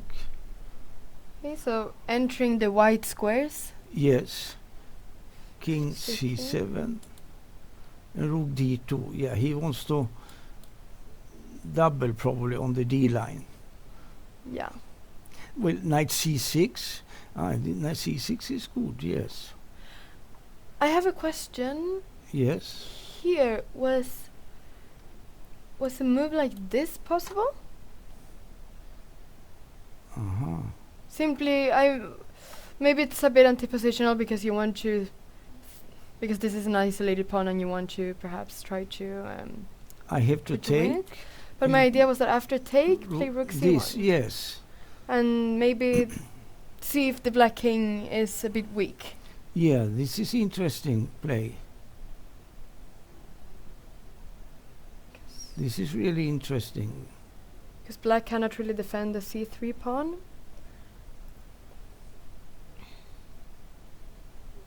That looks good, yes. White got rid of his pawn on c2, the weak pawn. And now to play. Yeah, I don't know, yeah. Yeah, what to do here? I'm thinking of rook d4, one move. And d4, yes. yes. Rook takes. And then to move the king to d6. But that is dubious.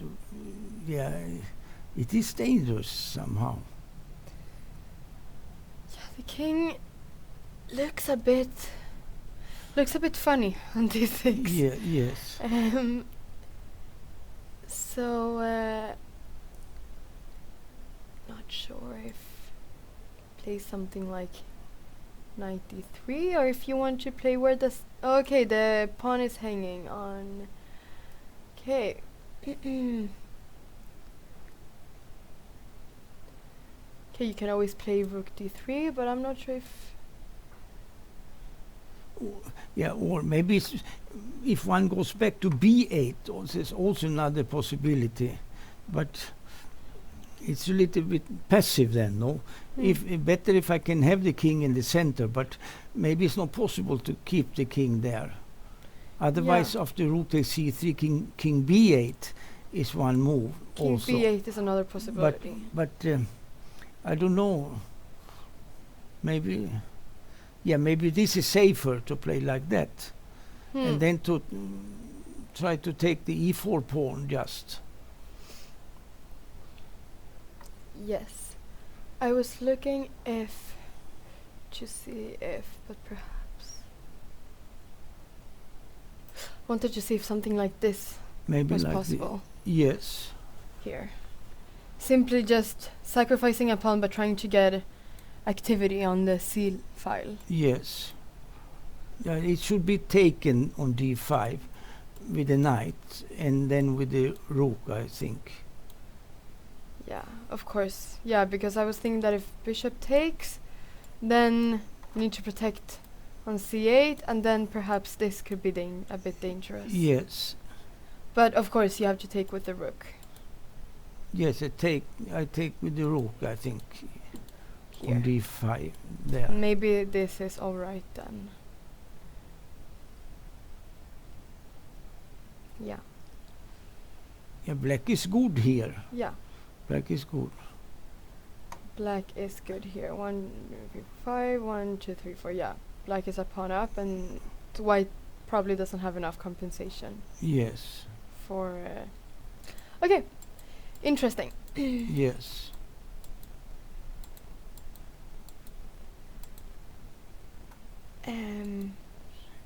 Yeah, but white played rook d2 instead. Yes. And then knight c6 is good.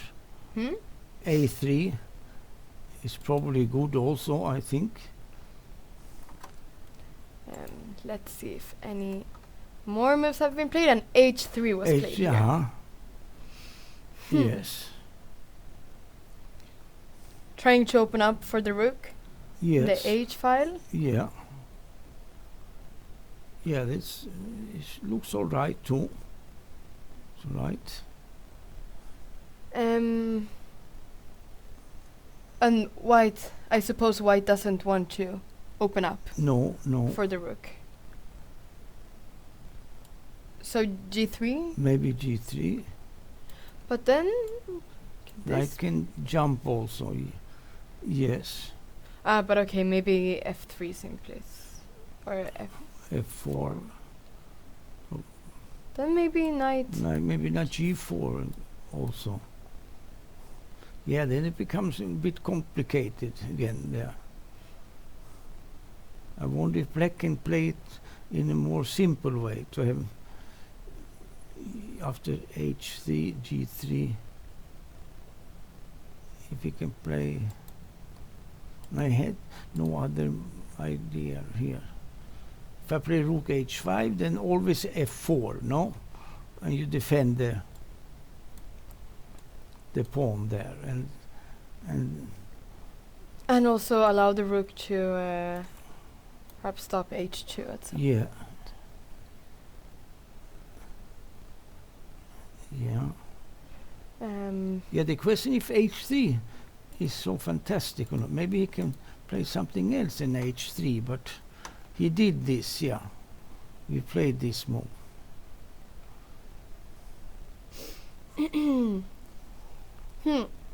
But black shouldn't be worse in this game, I think. Should not be worse somehow. It should be all right. Because of the activity of his pieces? Because of the activity of his pieces, or? Yes, I think so, positionally. So the bishop is good on e6 and the pawn on d4, and has a majority on the queen side, although the majority is not to make use of. But the bishop, his bishop is stronger than the white's bishop right now. It's good there on e6, defended by the pawn. Yeah. And but I don't see the plan exactly for black in this moment. I don't understand exactly what he must have a plan. Find a plan for for black here. Yeah, he played g3, yes? No, I'm not. Let's see. Let's see if g3 Or not, was there. actually played. Sometimes our computer freezes a little bit. Let's see. So Yeah, he played g3. he played g3, so it has been yes, played. yes, I see that, yes.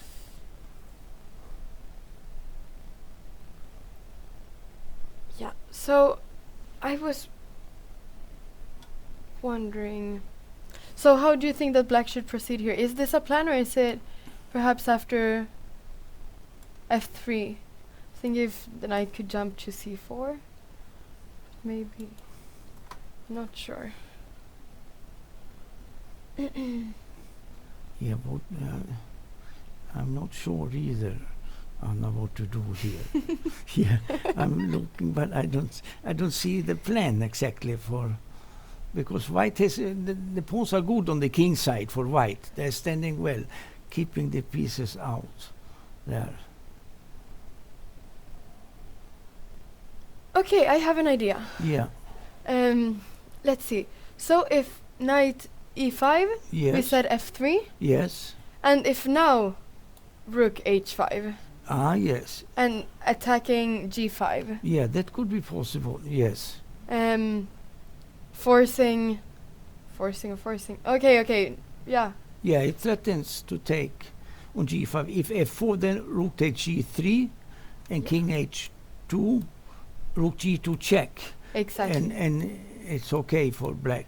Because take, and white needs to take Yes. because the rook on f1 is hanging, so Yes. white cannot take on e5. Yes.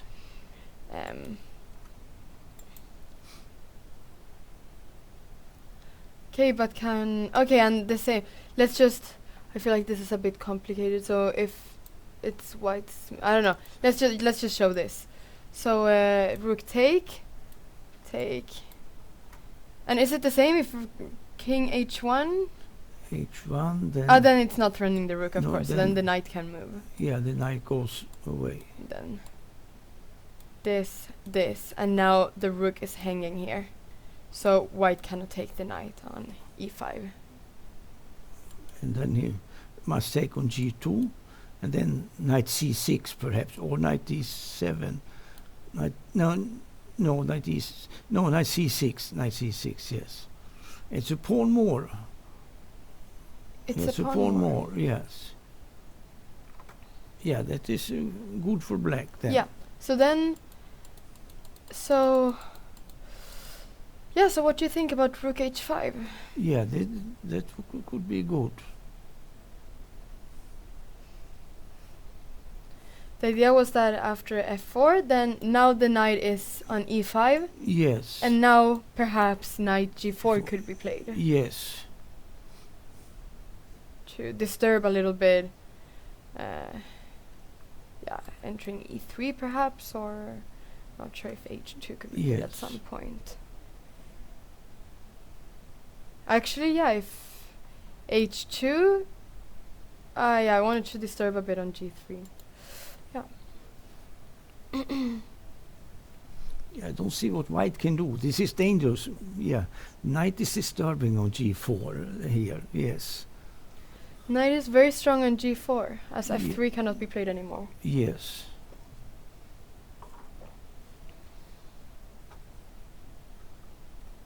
Yeah, this is not easy.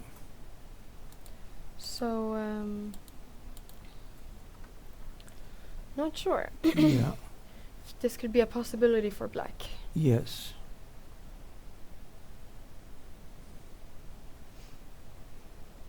Because I'm guessing that f3 is necessary here. F3 looks okay, no? F3. But what else?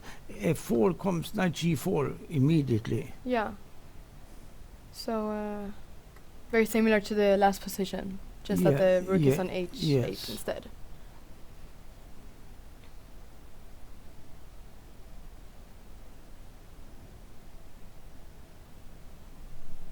Yeah, right now, Murad Jabari is thinking, can still see from the live that no other move has been played after g3.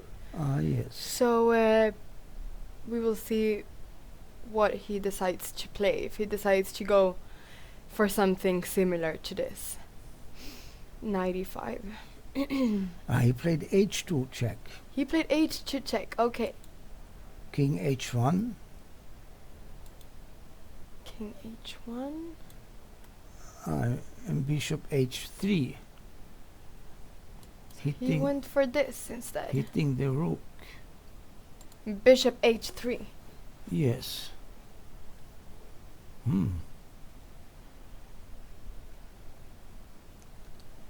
Yeah. And then rook c1. Very important right now that the rook stays on the 8th or on the first rank, because otherwise bishop g2 Yes. would be coming, and after Yes. king takes g2, h1 Yes. promote. That's the threat then. When yes. So the rook needs to stay on the first rank. Yes. Perhaps could an idea be now to play knight e5 and knight f3, Yes. knight g1? It's possible. Yeah. Knight e5 looks strong. Yeah. But maybe the But h2 maybe pawn he- is hanging. Maybe he can play maybe f4, but yeah. Let me so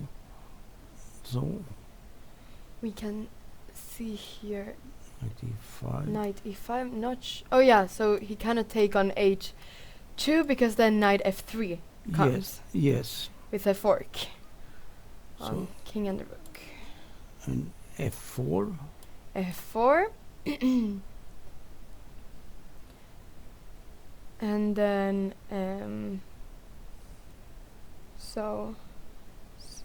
thinking Yeah.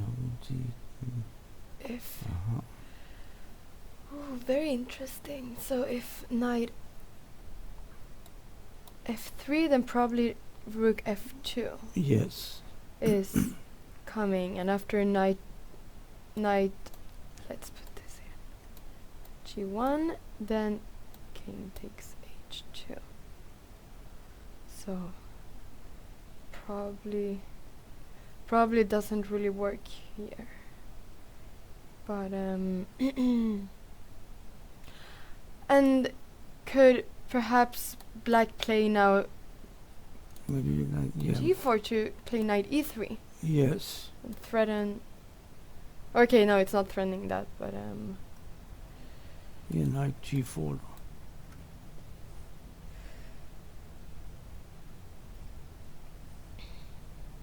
that could be maybe another idea. Yes. Yeah. This is. And also it's important to notice that now when the rook is on d2, then this is not such a big threat anymore because rook takes g2. So white doesn't have to take with the king anymore, allowing sometimes h1 promoting. Yeah. So yeah. f4 Yeah. seems to be good move here. Yes. Did he? Yeah. He played. No. He played bishop g4. Bishop g4. Which he played. But now he should play bishop e2. That should be the threat is bishop f3 mate, no? Yeah, exactly. Threat is right now bishop f3 mate. Yes. And also if king g2, you can make h1 queen and take everything. You take on h1. You could win exchange, You but could win an I think you exchange. can give mate here. You take. Mate is probably better than exchange. Yes. Bishop f3 check. Yeah, and then And rook h8. yes. And mate in one more. Well, This is the famous. Is there a name for this mate? What was? I don't know. No, I don't know. No, no. Yeah, I thought there was something, but yeah, I don't remember. But this is the really famous typical mate Yes. to mate with the bishop and the rook. Yes. No, probably bishop e2 is the only move there against bishop g4. Bishop e2 for defense. So bishop e2 is Yes. probably what white needs to play to prevent black from playing bishop f3. Yes. Which is a really big threat right now. Okay, so what happens after bishop e2 if white plays this?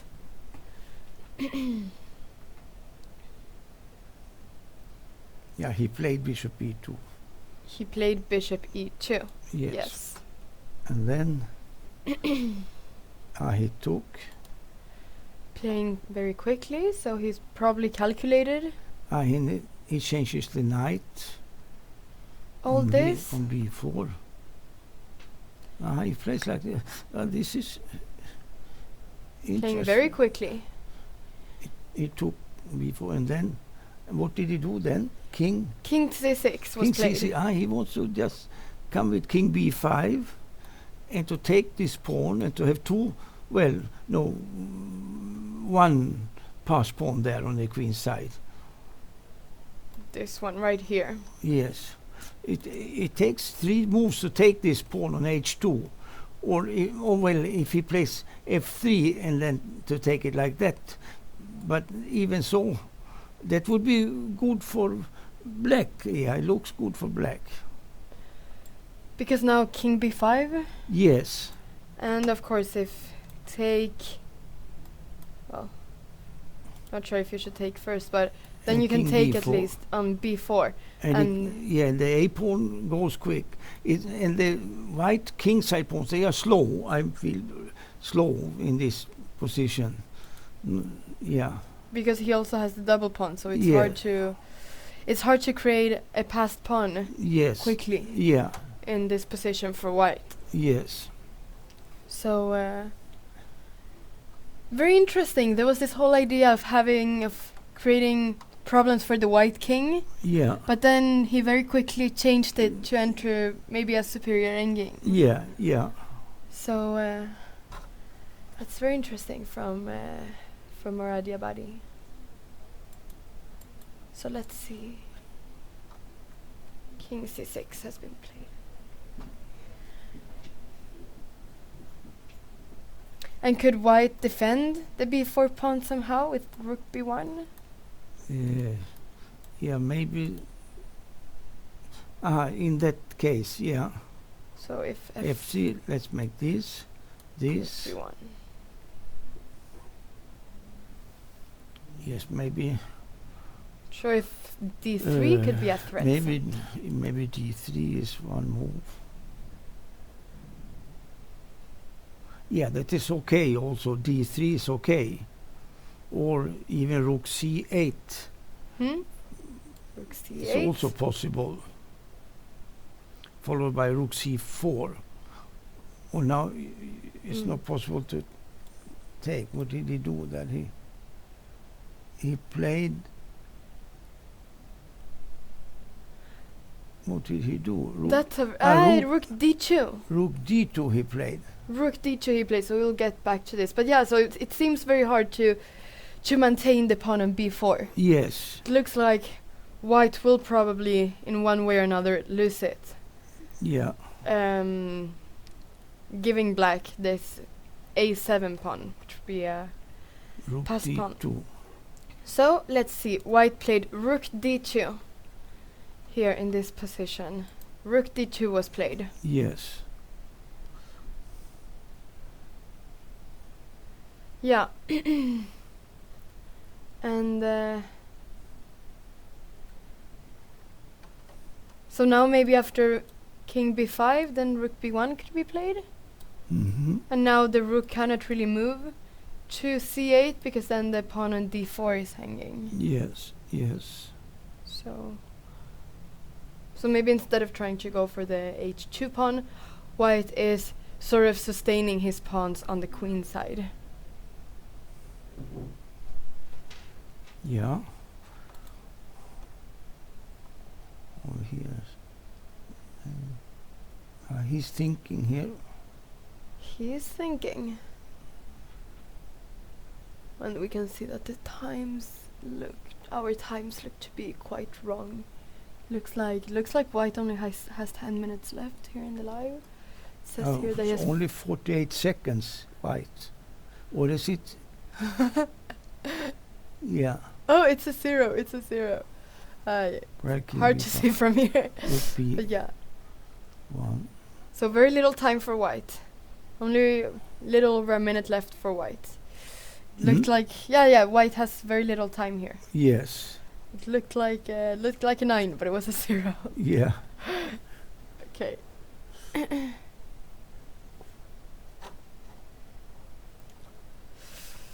Okay, so maybe we should leave this game Yeah, we can quickly. Someone is saying that Urkedal is winning in the second board, so maybe it's interesting to follow this. This looks like a very look what they got. Yeah. many things have happened here Yeah. since we left. Should we maybe just very quickly see where we were? So F4 was played. Oh yeah, Rook We F7. played in C4. Wait, what let's you just see that propose. if this is the position. No, this might not be the position actually. Yes. So And this must be a winning position, but okay, so Rook F7 was indeed played on C4. yeah, good move what you proposed there before. B takes C4 and Rook FD1. Yeah. Queen B7. Uh-huh. So this is sort of the idea that we were looking at before. Yes. C3. C3. Trying to create some sort of I don't know, some sort of counterplay on the queen side maybe. Rook, okay, so here there is a Rook B1 allowing queen takes B1, Yes. which was indeed played. Rook, queen takes B1, Rook takes B1. Okay, of course the C4 pawn was hanging before, so that's why C3 was played. Rook takes B1 and king G2. Yeah.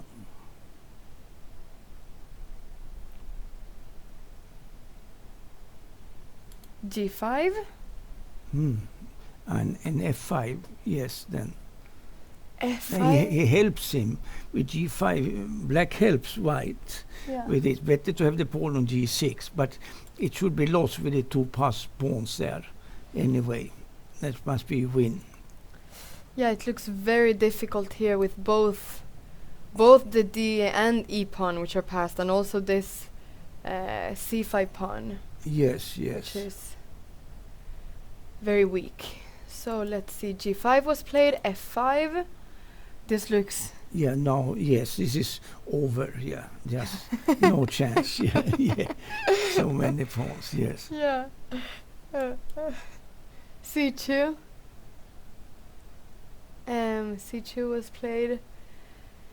F6, no, because the bishop is stopping C1, so it's not really so dangerous. Yeah.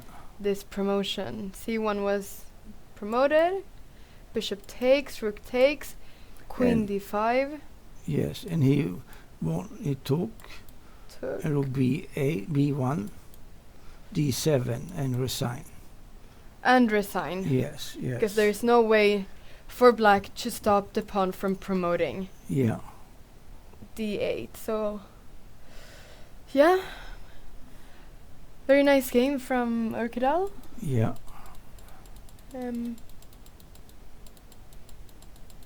Seemed very difficult with all these pawns in the center and Yes.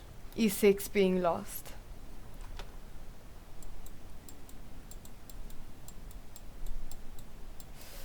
Yeah. So where do you think it went wrong for black? Where do you think it went wrong for black? I think it's dubious this with knight F6 and knight E4 to allow the pawns like this and he has to, here D5, here he to play something else and knight F6 after E5. He cannot if he plays knight g4, then he just plays bishop f4, defending, and then h3, and the knight will be lost just. And the knight was good on d7, not to jump in with knight f6, knight e4. It was too, I think, too optimistic. Here should try something here, something else, yeah. But white wants perhaps to play c4 then quite soon also. Yeah. To have a nice pawn center there and exchange the queens to play the endgame. He prevented the endgame by playing knight f6, but it became worse. Yeah, it became worse. Yeah, after knight f6, and then it went wrong, everything. Yes, I think so. Yeah. Yeah. It looked very tough for black. Yes. Very difficult position. After he got this passed pawn on d6 as well. Yes. It was quite difficult for black. Yes, yes. Yes. Okay. So maybe we should go to another game. On board 4, between Mats Vespelingsen and Erik Blomqvist, it became a draw. Yes, yes. This looks equal. Yeah? Yes. So Maybe Hillar Persson. This interesting. It was interesting Benoni position. yeah, we Okay. should maybe we should take a little break and then we can continue watching Yes. this game Okay. Yes. between Tigger Hillar Persson and Dean Ippolito. Yeah. So we will be back soon and we will continue following the games. Yeah. This is the position of Hillar Persson. Yeah. This. This position.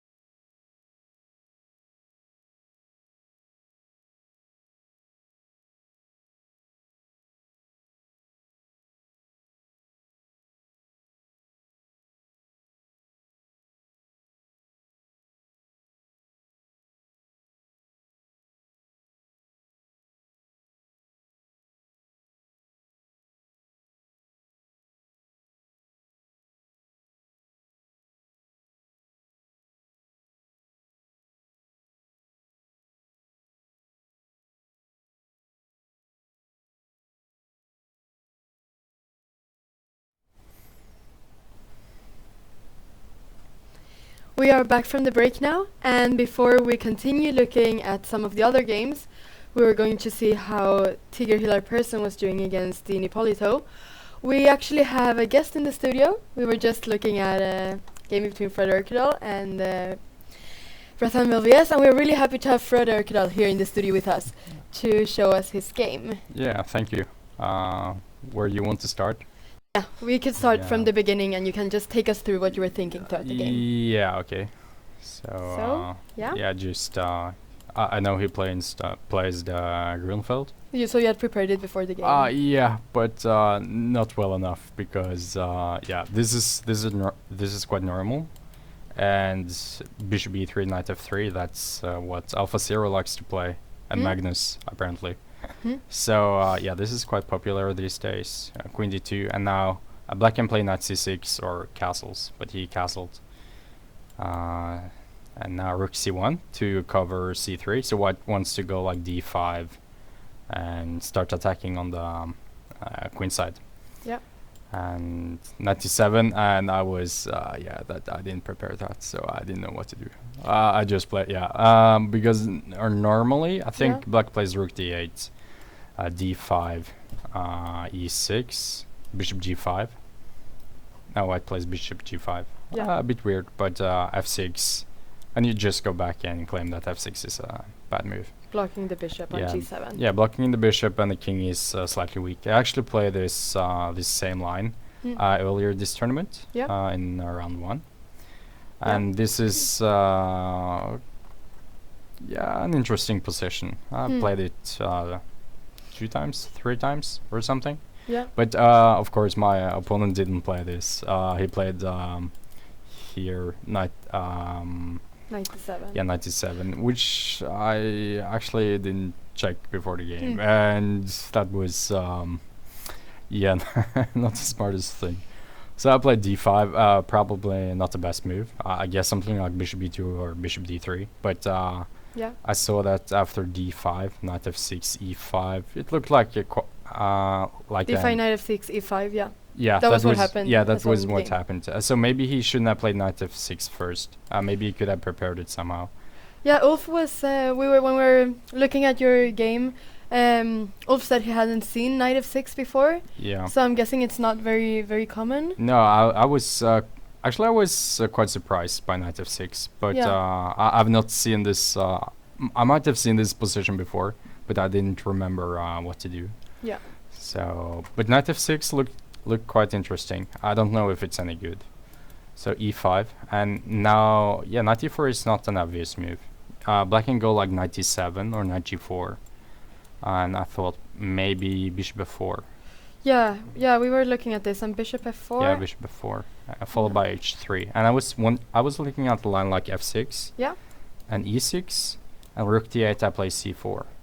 That was my idea. And if he moves the queen, Queen A4, I can play Bishop C7. Or move the queen maybe, and he has to go back, and I think I'm winning. Yeah. Or maybe as Bishop H6. I'm not sure, but either way, I think I can just move my queen and play H3, and I should be almost winning. But I guess Black has something better. But Knight E4 was actually quite interesting. Queen C2.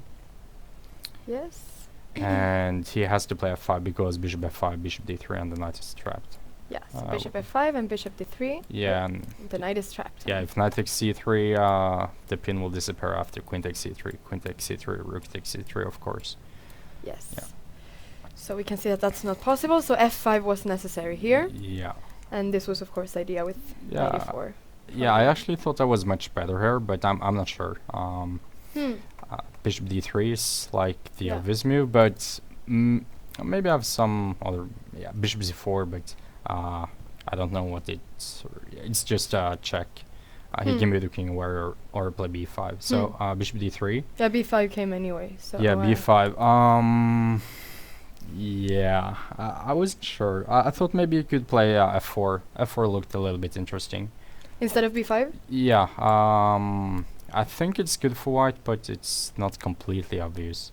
Bishop takes E4, F takes E3, and maybe even E6, and just try to like kill the bishop, because b5 I can probably play d6, and so And same with b6. You can also. or maybe he can sacrifice. Then he can sacrifice the exchange. b6 d6 bishop takes e6 might be good for him, or bad. I don't know. d takes e7. Yeah. Okay, it's complicated. Very complicated. So that was a possibility. I guess white is better somehow, but b5 was a good move, I think, because now if I take twice on e4, he might play bishop b7 and then e6 and c4. I can play c4 because I'm not castled yet. Yeah, because of the pin. Yeah. Good. Maybe I can play something. No, I don't think I can play e6 since c3 is hanging and d5 is weak. So yeah, this is just bad. So I think I should do what I did. Just castle. Yeah. b5 Castled. Now he did something that was interesting. I'm not sure if it's good. Yeah. e6. So giving you a protected passed pawn. Yeah. But now he surprised me. I thought he was going to play bishop b7, and that was his idea. And I'm not sure why he didn't do it, because the bishop is quite good there, and I'm not completely sure what he's doing either. Rook fe1 maybe. Oh yeah, sorry. Bishop b7, rook fe1, because I think if I play something like knight g5 immediately, he can take on g5 and take on e5, and d6 is hanging. It would be really nice to have a rook on e1. Yeah, so rook fe1. Yeah. Perhaps. No, I mean not in this position. Before. Yeah, before. Yeah. Before I play knight g5. So otherwise both pawns are hanging. yeah, so it's a bit slow. It's a bit slow, Yeah. Rook fe1. Rook fe1 here. Yeah. And if you play c4, I get a d4 square for my bishop. Yeah. So I don't think you should play that. But maybe you can play something else. I wasn't sure what black. I have no idea what to do with black or white. I just thought, okay, if it does bishop b7, I will think for a while. Yeah. And probably play rook fe1 because that seems natural. Yeah. But he played rook b8, and I was quite happy, because then I think I can take on e4. Yeah. And I don't really see the advantage of rook b8 versus bishop b7. But I wasn't sure if I should take this pawn. This last one. Yeah, I had also knight g5 looks interesting, and I think white is better, because my knight can go and take on e4, then c5, and try to push the pawn. And after Just knight takes e4, I thought. Yeah. And white can't be worse. I have a pass pawn on d6, and my knight is beautiful, and my bishop is good. c5 is a bit weak as well. Yeah, so maybe he has to play c4, but then at worst case I can play knight c5, or no, not knight c5, bishop c5. Yeah. Or rook d1, or anything actually. It's a good position. But I thought queen takes e4 was better, but I'm not so sure, because black gets some activity. So bishop b7, that's the obvious move. Queen g4, and I'm not sure about queen takes a2. Maybe you should go for rook f5, and the point is just to block. And then then I was calculating knight h4 and knight g5. It's getting very complicated. And the idea is, if I take on c5, he can take on f3. Take on f3. G takes, bishop takes e5, and he has some attack ideas with bishop f4, and I don't really like this. The pawn on d6 is quite weak as well, or might be quite weak. So yeah, it's an interesting position, but it's not clear. So I didn't want to go for this. So maybe I would play knight h4 or knight g5. I'm not sure. So instead he played queen g4, queen takes a2. Yeah. No, So queen g4. Yeah. Queen takes a2. and I ended up playing rook a1. But I'm not sure about this move. Maybe I can play c4 instead. But then I thought he could do the same thing as with rook f5, same idea. But maybe knight g5 might also be a move, because I have some interesting ideas. Knight g5, bishop takes c5. Maybe not necessary, but I thought maybe I can go queen h3, try to provoke h5. Yeah, and then take on e6 maybe. It's chaotic. I wanted something clearer, so I went for rook a1, and I think he made a mistake. That's interesting, though, that you're saying that every time you weren't sure about a position, if it was a bit unclear, you always went for the most clear position for you. Yeah, at least, to not enter very messy things. Yeah, that might be a good idea or a bad idea. But I'm better, or I have good chances, so I just don't want to spoil it. So, well, rook a1, and I thought he had to go queen c4. Yeah, he went. He took on f3. Queen c4 here. Queen c4, queen takes c4. I was calculating this, but I'm not sure. Probably rook takes a7 and take on f3. G takes, bishop takes e5. This is pretty much forced. And now I'm not completely sure, because I thought first that bishop takes c5 was the good move, and I thought, okay, bishop takes c3, rook c1, and then take on c4. But I'm not sure if that's... I'm not even sure if black has to take on c3. So I thought maybe rook f d8 and d7, or rook d1, then you can take on c3, because then rook c1 is not as good. Then black has gotten rook f d8 for free, just bishop b5, I guess. But I also thought about this: rook takes c4. No, I mean, in this line, rook takes c4, and if he takes on d6, take back, and doubling on the 7th rank. But I don't think, I'm not sure if I will be able to win this, because he will give the pawn on h7 maybe, or he can play okay, say that he gives the pawn like with rook bd8. I'm not sure if this is winning, but perhaps it is. Check on g7, take on h7. Yeah, and okay, it's close to winning, if not winning. So maybe maybe it's good anyways. But I thought perhaps after bishop takes f3, g takes f3, bishop takes e5, I could go d7. And the point is that if you take on c3 now, I can take on c5, and if you go rook d8, I have bishop e7. Yeah. But then I thought, go back. And then I thought, okay, what if he plays rook f d8 first? Instead of taking on c3? Yeah. So like prophylaxis, and then bishop g5. Okay, if bishop takes c5, king f7 again, and we have the same position, or maybe it's the same position. So bishop g5? Yeah, bishop g5, but I wasn't sure if bishop takes c3 was winning. For white, takes. Because black gets a lot of counterplay. Rook c1? Yeah, rook c1, bishop d4. Let's say, and king to e7, and I'm not sure. To f7? Yeah, to f7, king f7, king e7. Yeah. And this bishop on d4 is really it's very strong, and it seems like I'm losing the pawn on d7. So hard for you to come in with this rook as well. Yeah. So I hoped he wouldn't go for this ending, because there are some chances for an escape. Yeah. And instead he took on f3. Yeah. So this was if queen c4 instead of bishop takes f3. Yeah. Yeah. So after rook a1, he took on f3. Yeah.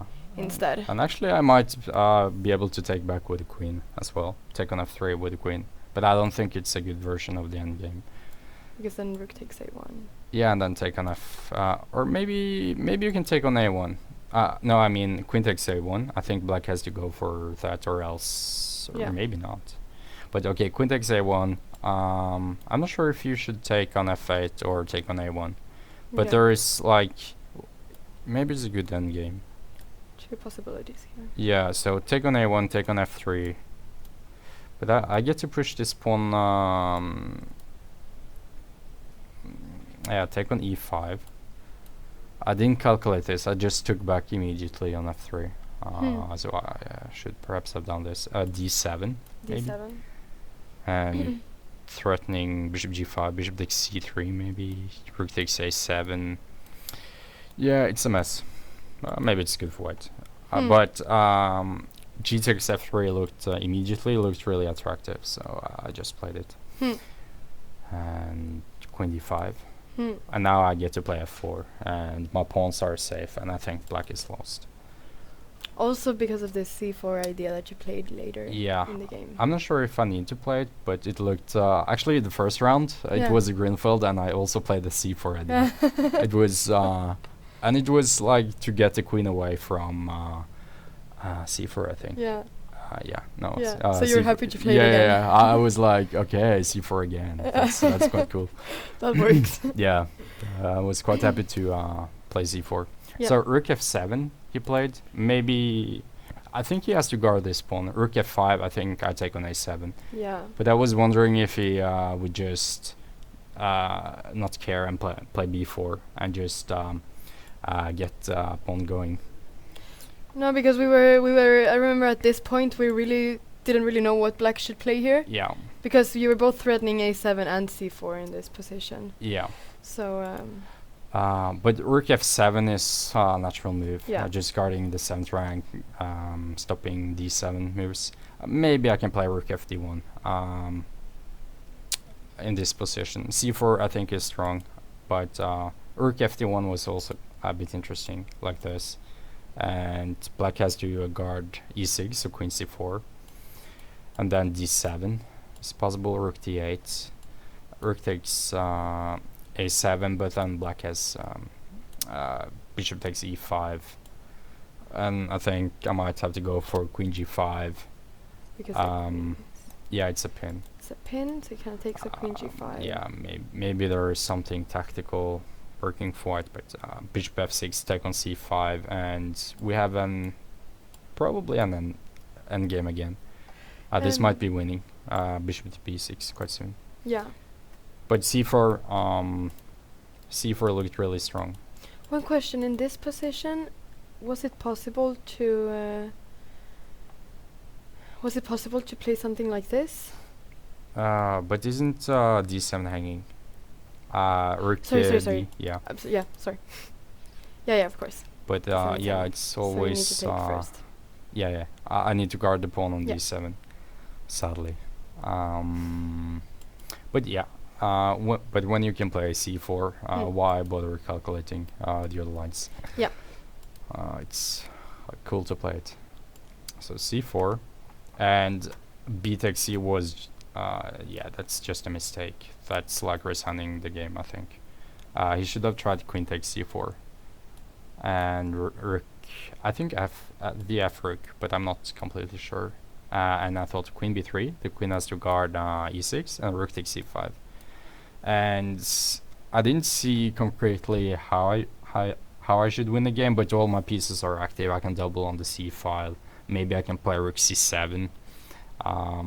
I thought he had to play like b4 and try to get the pawn going. Yeah. b4, maybe rook ac1. I wasn't sure, but he always has to guard the e6 pawn, and my pawn on d6 is a beast. His bishop is just bad. So I think this should be this should be quite easily winning. Perhaps just rook c7, take on f7, and just try to push the pawn. Yeah. But perhaps this was a better way for him to fight. Yeah, this was the only way to fight, I think. Because this pawn on e6, it's if the pawn on e6 dies, you're just lost. The pawns will just keep on marching. Yeah. And queening.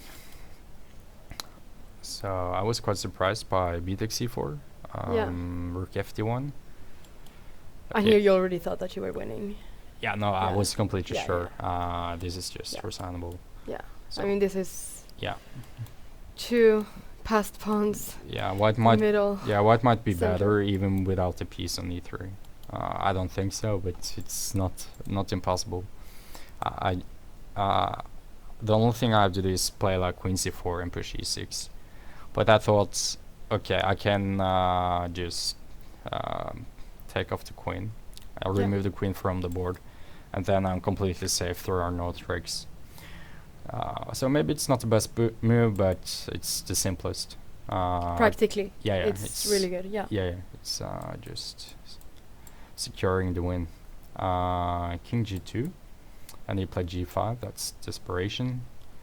But what to do? I can just grab all the pawns. I'm also threatening to play queen c4, and just push the pawn. And All this the pin, pawns are hanging. yeah, and the pin is really annoying for him. So g5, f5. I played. Now you have 3 passed yeah, pawns in the yeah. center. I was trying to get. I had some ideas. Yeah. Like, do you know the Immortal game with 3 pawns on the 7th rank? Yes. Yeah, I was trying to. I was trying to. Trying to remake that. So that was my idea, but I couldn't do it in the game. So c2. That would have been really nice. Yeah. For the live. Yeah, c2. Yeah. F6, Yeah. and he, queened. Yeah. But as you said before, you don't even need this bishop on e3. Yeah, well, Almost. maybe. I'd play queen d5, but maybe I can play something like, queen e8. I was trying to, Queen e8. and I thought if rook f8, I might be able to play f7, and then e6, and then e7, d7. Yeah. So you really were going. No, for but this model. no, but I thought, maybe I could do this. But I think you can play bishop f8. Instead of here. Yeah, instead, Bishop and f8. I thought, okay, this might work. D7, e6 or something. But it's I just went for the simple queen d5 instead, because that looked nice as well. Yeah. C1. This queen d5, just dominating, stopping rook d1 and threatening d7. So the bishop is not worth anything. Yeah. There's nothing to do. You cannot stop No. the pawn from promoting at this Yeah. point. So all I had to do was stop rook d1, and black is toast. Exactly. So that's why you played queen d5 as well. Yeah, to that's stop rook d1. because if I play d7, he might play rook d1. Yeah. And I have to calculate some more. Yeah. So it's queen just d5 was simplistic. just simple chess. Yeah. Dominating. Very nice game. What do you think was the critical moment in this game? Where did it go wrong for black? I'm not sure. Maybe knight e4 was bad. But I don't think the game was far from lost, I think. Yeah. So knight e4 was, I mean, knight f6. It's kind of knight f6 is critical, but maybe it's not good. So knight f6. Okay, but here he has to do something. Knight g4, knight e7, or knight e4. But knight e4 was interesting. So I wouldn't say that was like the critical moment that he lost the thread. But later on, I think. So yeah, e6 was also critical, but rook b8. But I guess e6 might be fine. So maybe here rook b8 was not the best. Maybe bishop b7, like you said before. Bishop b7 is better, I think. But okay, still it's not like it's totally lost. But it's very critical, a very critical position for him. So yeah, a few moves. I'm not sure. Queen g4. Queen takes a2 was maybe okay. Queen takes a2, rook a1, and now bishop takes f3. I think he's lost after bishop takes f3. He has to try queen c4, and maybe he can hold it. But something has already gone quite wrong for black. So maybe several factors. Yeah, it's always, or not always, but usually it's like it's going slowly Yeah. downhill, and it's it's a difficult position, and then you make a mistake, and it becomes even more difficult, and then you make another mistake. Yeah. Yeah. So yeah. So maybe that's what we can say happened in this Yeah. game Yeah. for black. Yeah. But he shouldn't have played rook b8. I'm sure. Hmm. Just bishop b7 and try to activate your pieces. Yeah. Yeah, bishop is beautiful on b7. It's black's best piece. Or maybe bishop on g7 is targeting e5, so it's not so bad. And then knight on e4 is good as well. So I'm not sure what, but white has this beautiful d6 pawn. And as long as I can keep d6 e5 and just exchange the knight on e4, Yeah.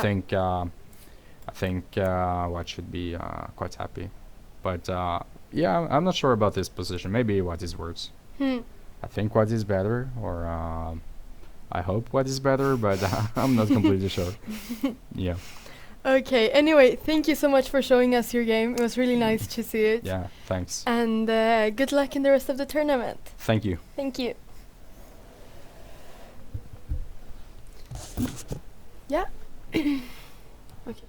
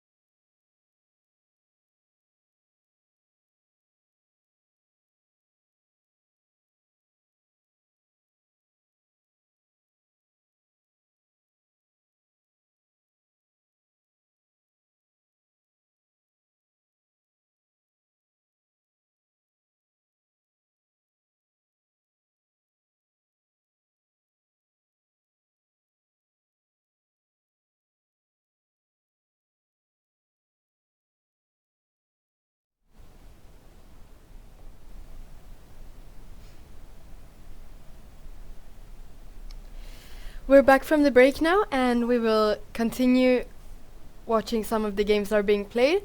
But before we do so, I thought that we would just quickly see how it ended in a draw between Mads Westby Ellingsen and Erik Blomqvist on board 4. Yeah. Because there weren't so many moves apparently after we finished watching, after the last time we saw the game.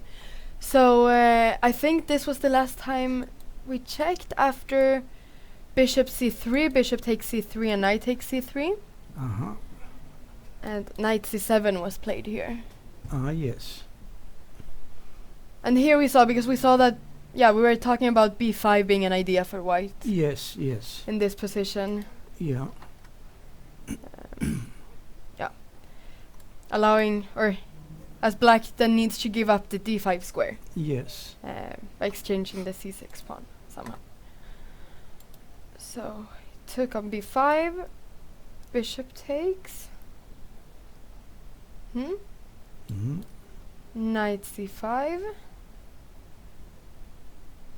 Do you think that this position is equal? What Do you think this position, how do you think this position is approximately? I suppose it's about equal. Yeah. About equal, yeah. But the bishop is not so bad anyway. If one could keep the bishop from a2 to f7 to have some play there. But it will be maybe knights. If we play one knight each, and that is okay for white also. Both knights have a square. Black has a square d4, white has d5 Yeah. to put the knight. So it's kind of symmetrical. Only the king and the king side pawns for black, the double pawns are not bad. They are good like that. Yeah. So about equal then. Yes, I Approximately. would say about equal. Yeah. Queen e3. And then here he exchanged the bishop. The knight for the bishop. Yes. So a takes b5 was played. Mm-hmm. Yeah. Knight e6, probably to try to play knight d4. Yes. And giving some making the rook more active perhaps as well.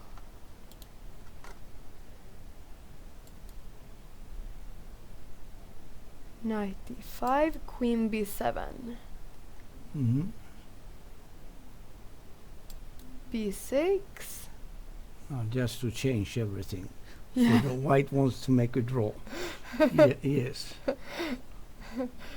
And black has no choice. He must exchange the pawns. Yeah, the pawn here would be very strong if he tried to play something else. Yes. Like a6 or a5.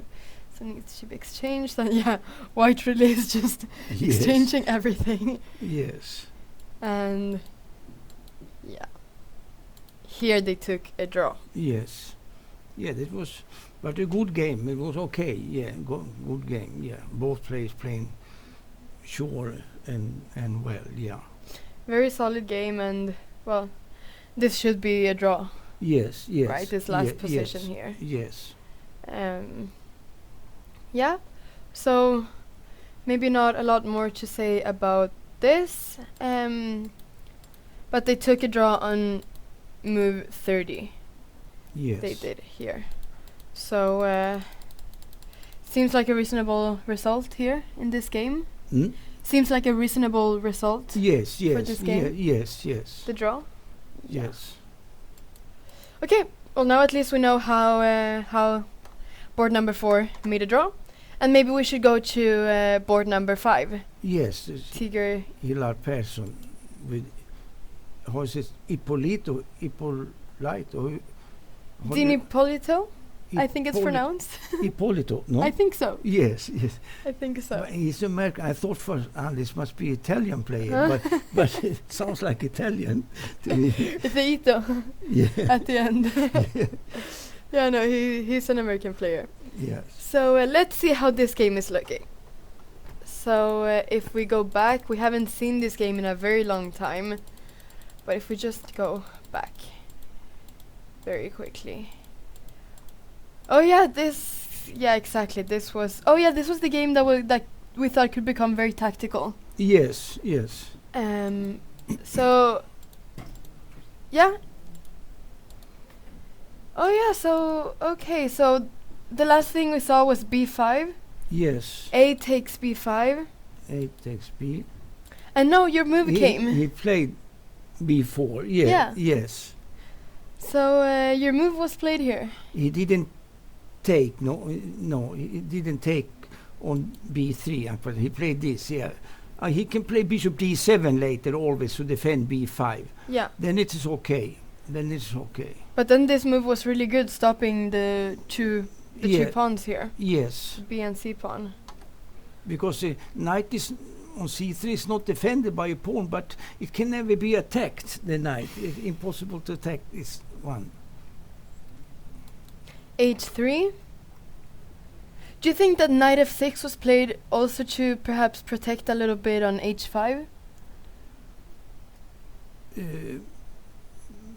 In order to prevent any sacrifice on H5?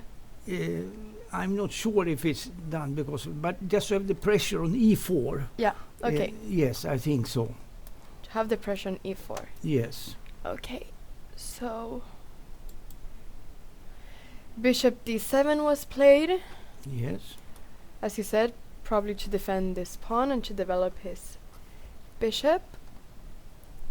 E5. On here, E5 comes. Yes. Yes. So it took on E5 and now D6. Yes. Yes. So here we can see once again why it was good to have the queen on D1 to so that D6 could be played. Yeah.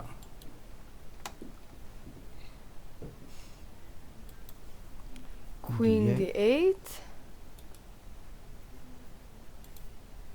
To see. F takes E. Rook takes. And G to E. Putting pressure on the F6 knight as there is a pin here. Yes. Or is it possible to do something special there? So let me see. No, it's not possible. It could have been possible if the king was on G1 or something. I was thinking knight takes E4, and then take on C3 or knight G3 check, but it's not enough. It takes, and then knight takes C3 or knight G3 check? Yeah, one of those two moves, but it's not enough. It was maybe knight there and the queen. Okay, maybe queen. But queen here? goes to D4. Yes. That's very strong. And then both the rook and the knight. Yes, that will win. Yes. And this wins. Yeah. Probably. So let's go. But it was really nice. It's very easy to forget that sometimes, even though there is a pin, you can actually take the piece. So it's always good to analyze this. Yes. Of course. G5 was good. Yeah. G5 was played. Yes. Knight takes F6. Yes. Knight takes Bishop G3. Rook E3. Yes. It's good. So now both pieces, the knight on C3 and the bishop, are hanging. Rook F6. Yeah, now they begin to hit. Yeah. Now there are some tactics are happening here. Queen okay. Takes. Queen takes. Knight E5. Yeah. Queen E6. Knight takes E3. Queen takes E3. Bishop H2. But after all these complications, so to say, it's still a little bit complicated, I think. But Black seem to have come out okay in this. Yeah. Yeah. The D6 pawn is not so dangerous. It's blocked by the bishop on D7, and Black has his C pawn, which is can be a disturbing thing also. Yeah. And maybe it can break sometimes with G4 but Black is not worse, I think. It's not worse. No, yeah, especially compared to before, it felt like before there there were many complications for black. Yes. Many yeah. things that could go wrong for black. Yeah. Yeah. And now it's gone quite right. Yeah. Yes. Yeah. Kind of. Yeah. So c3 was played. Bishop takes h5. Yes. So black sacrificed the pawn on h5. Yes. Okay. Maybe he should have played. He could have played maybe here instead of. Let me see. Instead of c3, maybe g4 just. g4. That yeah. Yeah, that's. When it takes, and then you play something else. So maybe the white king is more open now. He will have a pawn on h5, not on h3. But maybe yeah, I was just curious. But maybe it's not the right way either. Can you play c3 now? Yes, I was thinking something like this. Because now rook c1 is not possible, of course. So now the bishop is controlling c1 as well. Yes, and followed by rook c8 next move. Yes. Oh, sorry. Rook c8. That would be very... yeah. It could become dangerous. I'm not sure if... maybe queen d3? Then maybe you can take on g4. Yes. So...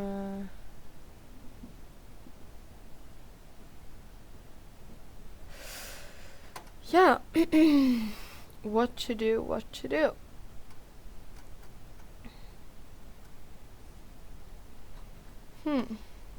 No, this was definitely another...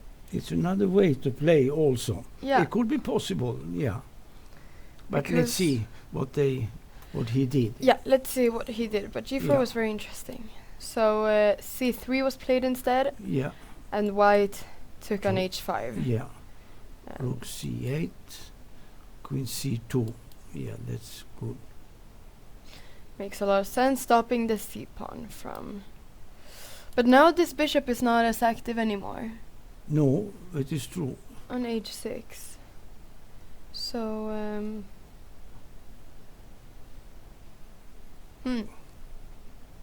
would be nice almost to not have this. But let's see. Yeah. Bishop e6. Bishop e6. Rook d1. Now here somehow he lost time with rook c8, and then it seems that black, he doesn't play precise anymore. In the last moves when I see the moves, but Your rook was on b8, and he went to c8, and now to a8. I had the idea that black was had a little better game when I saw the first set position, but now white is improving here.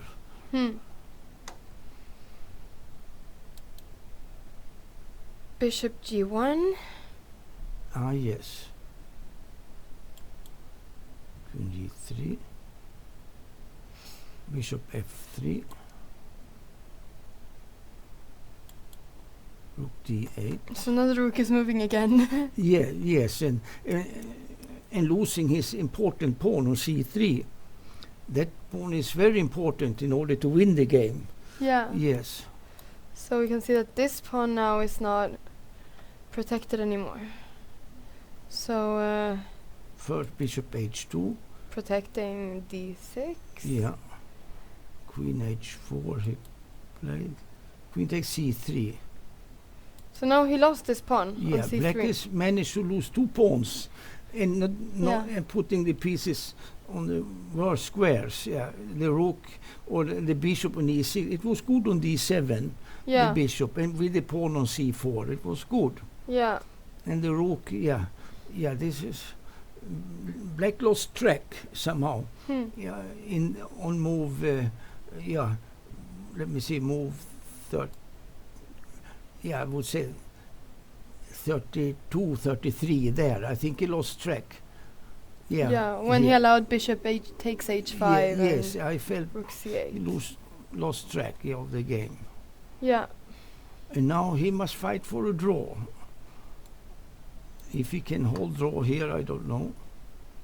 Let's see. So now g4 was played. Yes. Yes. Okay, of course, with the trick that if... Well, yeah, this is what happened actually in the game, so... Take. Bishop Bishop f4. f4. Queen h3. Yes. Queen g5. Normally should be a position like this with the c-pawn on c4. Something like that, no? Because then there will be some counterplay with this pawn as well. If he never had pushed the pawn at all, just keep it on c4, Yeah. it would always be there the whole game until maybe he could use it in the right moment. Yeah. Only to push when he knows he's winning. Not otherwise not to push it. Yeah. Just to keep it as money on the bank. That's a good comparison. Yeah. No, but yeah, so maybe before it was too early to push the pawn. Yeah, it was. Yes, I believe too early. Yes. So Queen h5 was now played. Mm-hmm. Yeah. Queen f6.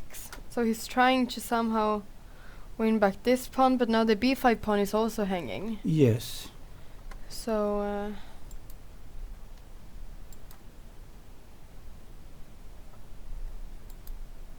have they played any more moves? I don't think so. I think this is where they are at right now. Yeah. This looks very promising for White now to win the game. Yeah. I said, he must win the d6 pawn, otherwise he will lose the game. Yes. But even if he now wins the b5 pawn as well. Yeah, and then let's say it can be maybe queen end games, but with a pawn down or maybe 2 pawns down. It's going to be difficult for black. Yeah. Yeah. I'm thinking of this c pawn to give it away for nothing. That was not good. Yeah. No, because it would be very different now if there was a c pawn. Yes. Here on c4, of course. Yeah. Yeah. So, how should White proceed here? It's White, don't know. Yeah. Yeah. Maybe. Yeah. There are different things, different moves that could be played here for White.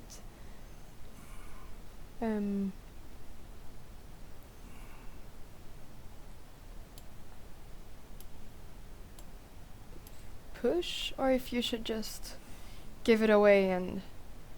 Yeah, how to win this. How to win this Yes. with White. So this is the position right now in the game, I believe. Yes, it is. So, yeah, White could either push the pawn, or he could maybe exchange the bishop and take on b5. Then again, g4 is hanging as well. Yes. So White has to be a little bit careful, but not sure if... Or if you take on f4, queen takes f4. Queen, yeah, queen takes f4. And then... Is there any way to... Cause I wanted to play a move like this, for example, but of course then there are checks here. It looks very dangerous. What? Rook? Something like rook d5. Yes. Because it looks very dangerous for the black king, but then again the white king is also quite yes. vulnerable here. So White needs to be careful as well to not fall into any perpetual checks. Yeah. Yeah, what to do here? Exchange before take there, then I was thinking if... Yeah, then no, then it is perpetual check. I was thinking if I take on f4 and take on b5, but it's not enough because then take on... bishop takes f4. Yeah. And bishop takes, queen takes, queen takes, but then because cannot take on d6 because queen b8 check. Yeah, exactly. Yes, Of course, but winning. but he can play instead of that. He can play queen h6 check After yes, after queen takes b5. and then there are some checks that you need Queen to h6 check. analyze, because it could be quite If dangerous. here, then queen e3 check.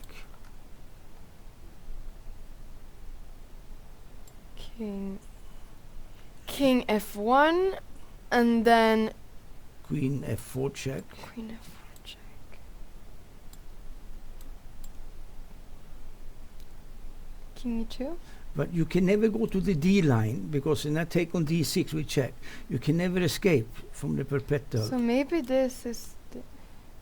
Yeah, queen e4 is good. Yes, I'm just wondering, is there any way here? you can put the queen between. Yeah. Sorry, here. So after Queen h6, queen queen h6, h5. queen h5. For Oh, white. oh, for white. Yes. But then rook takes d6. It's coming. And then there's a question, white should he play rook endgame or should he play queen endgame? Yeah. And he has two g pawns. And it's good, it's an extra pawn at least. Also, plus a b pawn. Maybe that is winning just a winning position.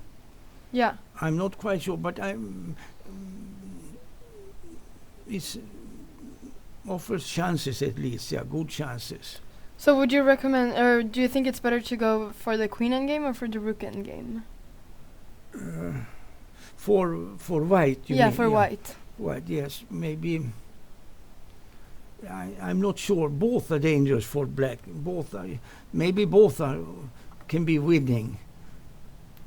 Well, with queen endgame it can be perpetual check perhaps, but with rook you can use your king better. The white can use his king better. So there are advantages and disadvantages. Maybe rook is better to have a rook endgame for white. But I'm just wondering here if there, because I might be wrong, but I'm just thinking, is there no way for, because I'm probably missing something, but I don't understand. In this position, yeah, we were looking at this. What happens here after rook f1? This is what I was thinking. Can he do that? Yeah. Because this just looks winning. Oh, can he do this? This is what I was thinking about, that this just Yes. looks. So Is this really the position? is it the position? Yeah. Does Yeah, it- and rook f1 was played, actually. rook f1. Yes. It was, I think. No, it no, was the rook. Well, did we have the rook somewhere else, or how did we have it?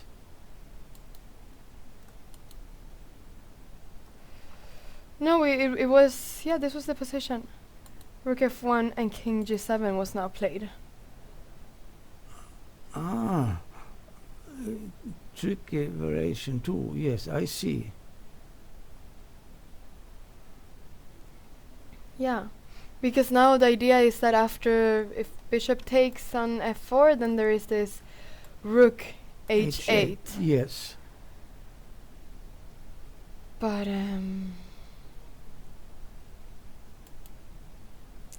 nice move, king g7. Yes, but yeah, if rook takes queen a1 But yeah, it and then bishop should- g1 and then rook h8. Yeah. Yeah, we're looking at this variation right here.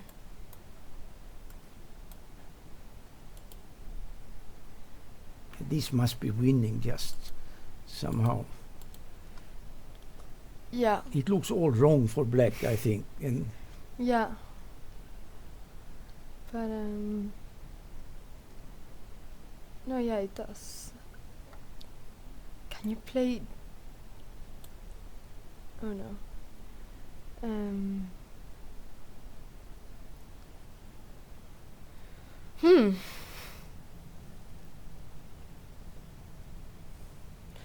Looks wrong for black, but question is how to proceed with white.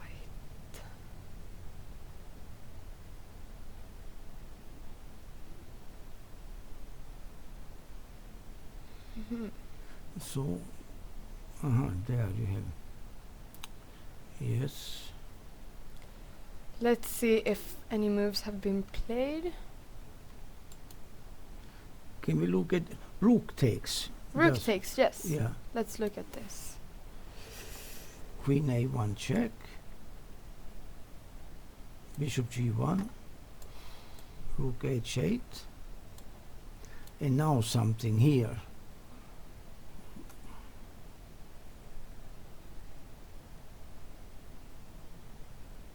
There is Yeah, this what rook takes f7?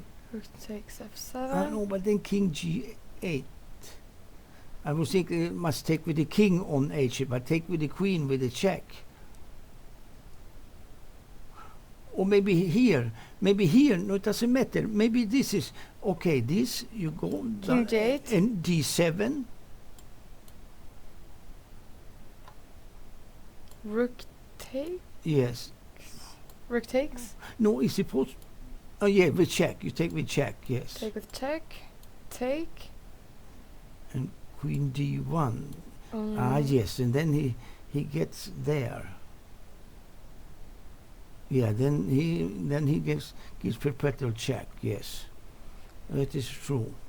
Which variation are you looking at? Yeah, this position. He This can. position. Yeah, I'm thinking.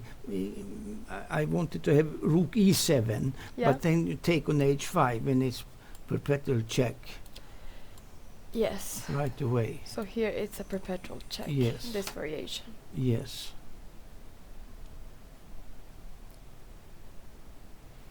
But I cannot believe that Black Kenneth will be able to escape this somehow. This must be finished, yeah. Did this happen? Yeah, it seems like this is the position actually. Seems like this is the position. So this seems to have happened. Question is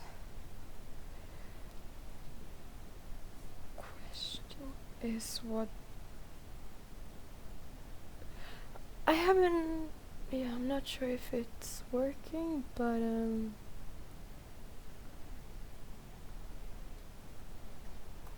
Rook h8. if you could play perhaps Ah, something like rook d4 maybe this, yes. somehow. Not to take. No, yeah, maybe not to take. Maybe just rook d4. Or take on h8 and d7 also possible. Yeah. Oh yeah. He's just. Yeah. And then d7.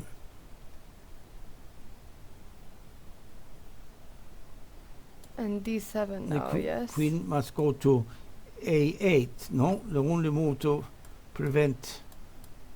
No, or to d1 comes rook d4. So must go to a8. Yeah, because if d1, then Or just bishop show it. no, rook d4, yes. Rook d4. But On this, maybe just rook e4. Maybe it's good enough. Or do you want to go there first? Yeah, maybe you can go there too, and then to play bishop b6. can you play bishop b6 now? Even better, yes. Yeah, just meaning immediately, Yeah. yes. Because after queen a1 check, king A- h2, and there isn't any more check here. Yeah, So should just be. that is over, yeah. This is just over. Yes, If this happens, we will see. We will see if this happes. But queen a8 seems to be the only way to prevent. yes. Yeah. Yeah. So maybe it's over. then it's lost. But somehow it was, yeah. Black was okay in the game before. It was very okay. Yeah. Yeah. Lost many tempos, perhaps with the rook at some point. and yes, yes, Not playing g4 and losing the c pawn. yes.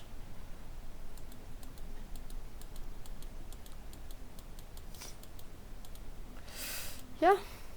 So is it? Yeah, queen a8 was played, and let's see if he plays the if he plays bishop b6 here. Yes. Should be just winning after bishop b6.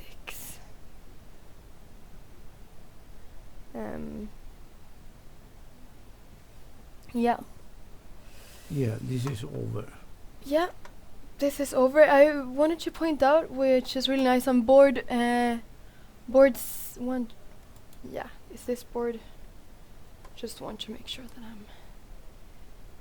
So on board 6, Yes. really nice that, really nice, but Kan Kukuksari, Swedish junior, Yes. he, yeah, so he's a FIDE master from Sweden. Yes. He managed to beat with the black pieces, international master from the Netherlands, Casper Schoppen, Well done. Well done. Yes. who has over 2,500.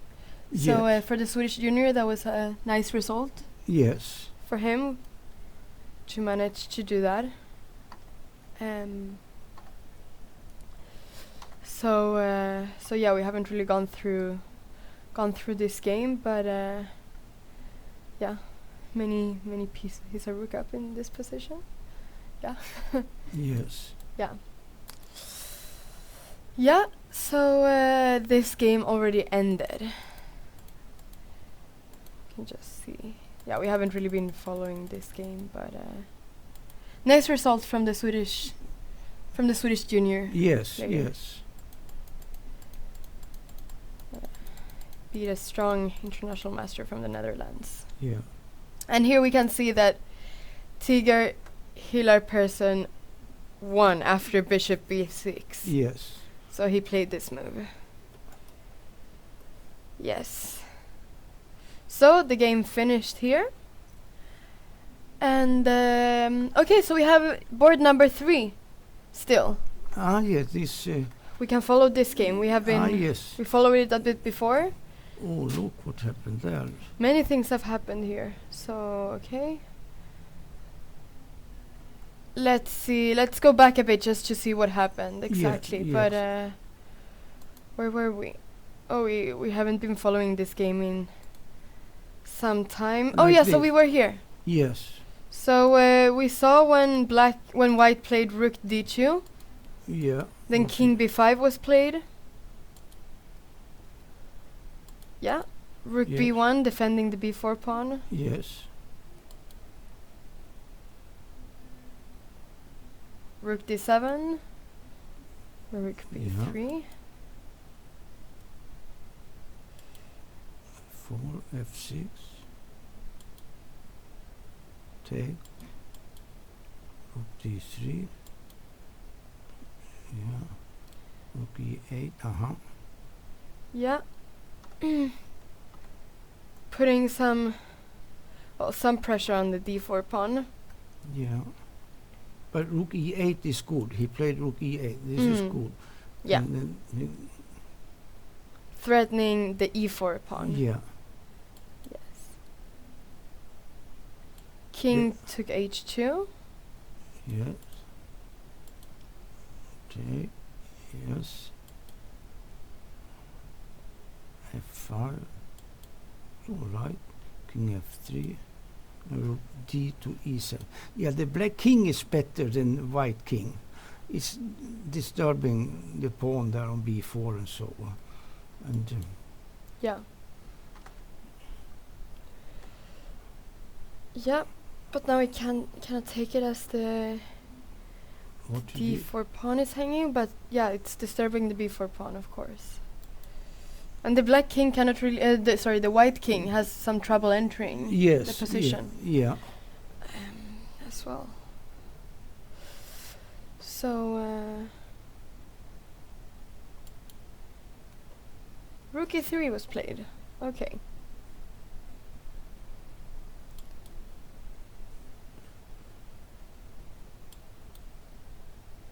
Mhm. Yeah, rook takes c3, rook c7. So now the rook doesn't need to be to be on e4 to protect the d4 pawn, Yes. as one pair of rooks was exchanged. King f3. King takes b5. King takes b5. Yes, okay. Does white want to play g4? Yeah, probably he must play g4 one day. It's too slow to go with the rook to take the pawn, I think. If the rook can go to win the pawn, but it looks slow. He must play probably g4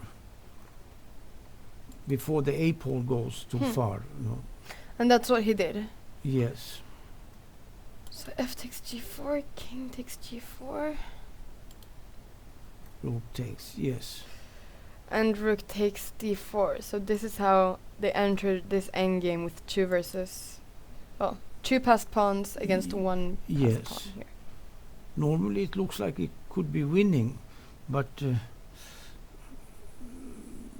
as I saw the position on the board here, then could maybe be a draw also. Let's see what happened. Yes. Rook to2, king f3. Yes.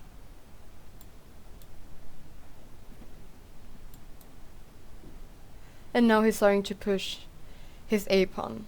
Yeah. Do you think that this still should be winning for black? I'm not 100% sure, but it's very close to win, yes. f6. Yes. f8. Yes. Rook f4. a4. Good. Yeah, so black is pushing his pawns. King e3. a3. King a3. d3. a2. a2. And now rook f1 must be played. Yes. Yes. Now he took on f6. Yes. Yes, and of course you cannot take. Now it is. Then it is winning. A1. Now it is like winning. Where did he go with the? Rook a1 was played. Yeah. Rook f3. Yes.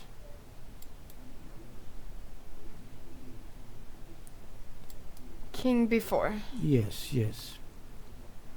Winning position. Yes. This should be winning. Yes. Yes.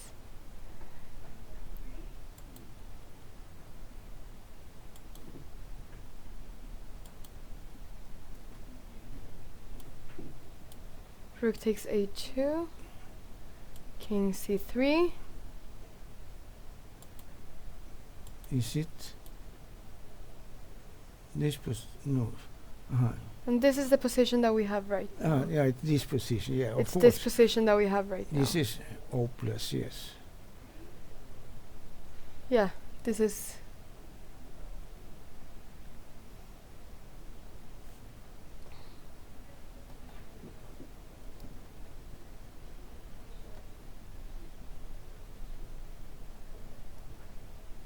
That's winning. Yeah. Yes. Yes.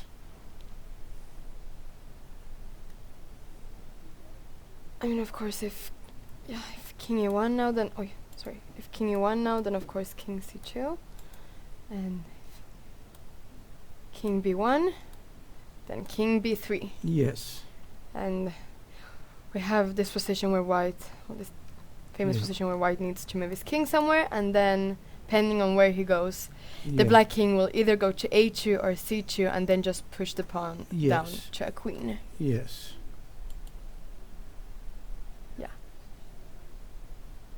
So will white resign now?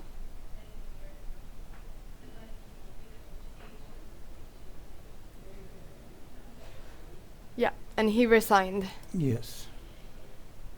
in this position. So the American Grandmaster Asian Moradiabari won against the Finnish FIDE master Pekka Koiga. Here. So the game is over. Yes. Number 3. Yeah. And very soon we will have a Tiger Hillar person who will go through his game, but we will take a little break before that. Yeah. And then Tigger Hillorp will come and show us his game, how he won against the American Dean Ippolito. So we will be back soon with Tigger.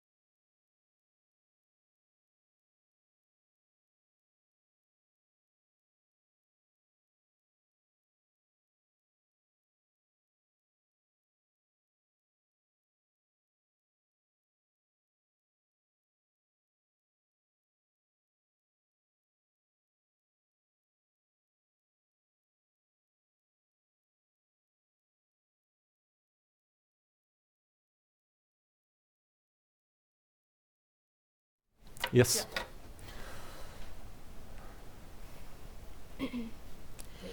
Welcome back. We are now back from the break, and we have Tigger Hiller Persson with us in the studio, who is here to show us his game against Dean Ippolito, which he managed to win. Yeah, I was lucky. Yeah, I had this kind of position so many times, and I won almost all my games from it. But From the opening? yeah, exactly. But today I immediately went wrong. It was You can show us. yeah, so horrible. And we're really happy to have you here in the studio. It's when you've done the right thing too many times, you need to do it wrongly. Suddenly, obviously. So yeah. Okay, you can tell us when you went wrong. Yeah. But if you just go through us Nothing the strange opening. so far. Nothing strange. Nothing Yeah. strange. Nothing strange. Yeah, and already c5. I kind of like this position for white because after e6 now. Yep. We give the moves. E6, bishop e4, take. This position would be normal from the Samish, but then white has played f3. So you would get exactly the same position, but with a knight on g3 and pawn on f3. It's maybe not the most optimal line of the Samish variation, but it's still. I would say that white is quite happy not to have played that move, and you can play it, and you can maybe not play it, and so yeah. Yeah. And Played a6. yeah, I think I had A4. this position like 12 or 13 times in long games, and I don't think I've ever lost a game from it with white, and I won quite a bunch of them. So And you won another one today? yes, I did. Yes. Yes, but that was really lucky, I think. I mean, and Sorry, what happened here? yeah. What happened here? Okay. The Live scene maybe and the moves. engine got disgusted with my next move. Was it the next move, which was the No, one that you... it wasn't quite the next one. Okay, was- so the game seems to have disappeared. Ah, That's very unlucky. Poof, it just disappeared. Try the right relays in the chat. Yeah, okay, so let's... Okay, now we have it back. It's back. It's back with us, the game. Let's go back to the opening. yeah, so you can go immediately to move 13 Is it move 13? Bishop... or Okay. bishop 12, move 12. Yeah, yes. castle, rook e8. Yeah, and this is a standard position, and you f3 would be normal, but I played bishop g5. I played that before, h6, And bishop bishop e3, h5. Yeah, that's fine. Is it and now bishop bishop g5. Yeah. And here queen b6 and queen a5 I met before, and queen c7 I met before. Queen e7 is also possible with the idea of queen f8 and knight h7. There are lots of strange ways for black to play, but I think queen c7 is not that great. But now I play a mistake immediately, and a really bad one too. Queen So d2. queen d2, yeah, it's and yeah, it's not good. Would you like to explain why it's not good? Well, the thing is, I want to. What I would like to play is to play f4 immediately instead, and then when black plays knight h7, I play bishop h4, and then I just crash through with bishop takes h7, h5, Can see here yeah, it's, stuff like this here, and then I'm just going to, either if black plays like c5, I could just play king h1. Hmm. And now when knight takes c5, I can even take on c4, I think, or maybe just play e5. Or e5. Yeah, or even bishop takes h5. I mean, everything is dangerous for black here, but Oh, even bishop takes h5. even maybe not, though. Maybe not here. Maybe it's not the right place to do it. But there was always these type of ideas. yeah. To do this sacrifice. So. So I should play that. That's the normal line. But the queen is just completely misplaced on d2 when I play this idea. So queen d2, knight h7, and now at least I should. If I play bishop h6, then after something like bishop d4, maybe. No, not that. Black should just play h4. here, h4. Yeah. This knight h1. Mm. This would be fine for me. Yeah, and then you but can have a DS3 Yeah, knight and, F2. exactly. Which is where the knight belongs. Yeah. Yes, so Yeah. So after moving the F pawn, Yeah. you could do that. Okay. But you played bishop h4. Yeah, which is now everything has just gone wrong for me. And he played did he play rook b8 first? c4 first. Oh, sorry. And I play king h1. King h1 and which now is rook fine. b8. Yeah. And rook b8 is a good move here, because if I play a5, then b5, take on b6, queen takes b6, and you could say that queen d4 and queen takes b2 are like a double threat, because if I play rook a2 and black gets to go with queen on d4, then g5 becomes a very serious threat against my bishop on h4. So I wouldn't be happy with that. Yeah, you always have to be careful with this bishop. Yep. Okay. So I need to do something. So f4. So I was thinking for a while here, and then I thought, what am I thinking about? I just need to play it. And now I think he made a big mistake. So black should just play b5. Immediately. Yeah, and then it's a mess. And maybe it's a mess where I'm not worse, and maybe it's a mess where I'm worse, and maybe I don't know. Yeah. It's one of those positions where you should be happy if you're all black with this, but it doesn't mean that black is better really, because after take e5, knight c5, and queen c2, with idea of if on d takes e5 I can play f5, and then if black plays g5 I think I can play f6.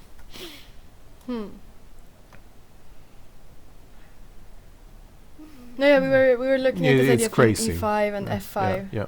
And f6 here. And if pawn takes, then I think I'll just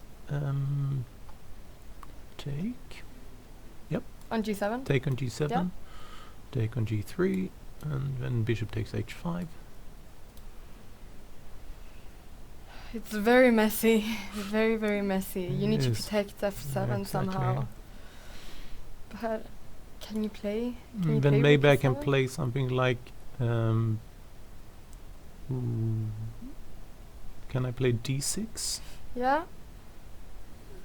Seems like the move you And would then want to bishop play. takes f7. I don't know. Yeah, very, very messy line here. Yep. Yeah. I'm not No, exactly. This could I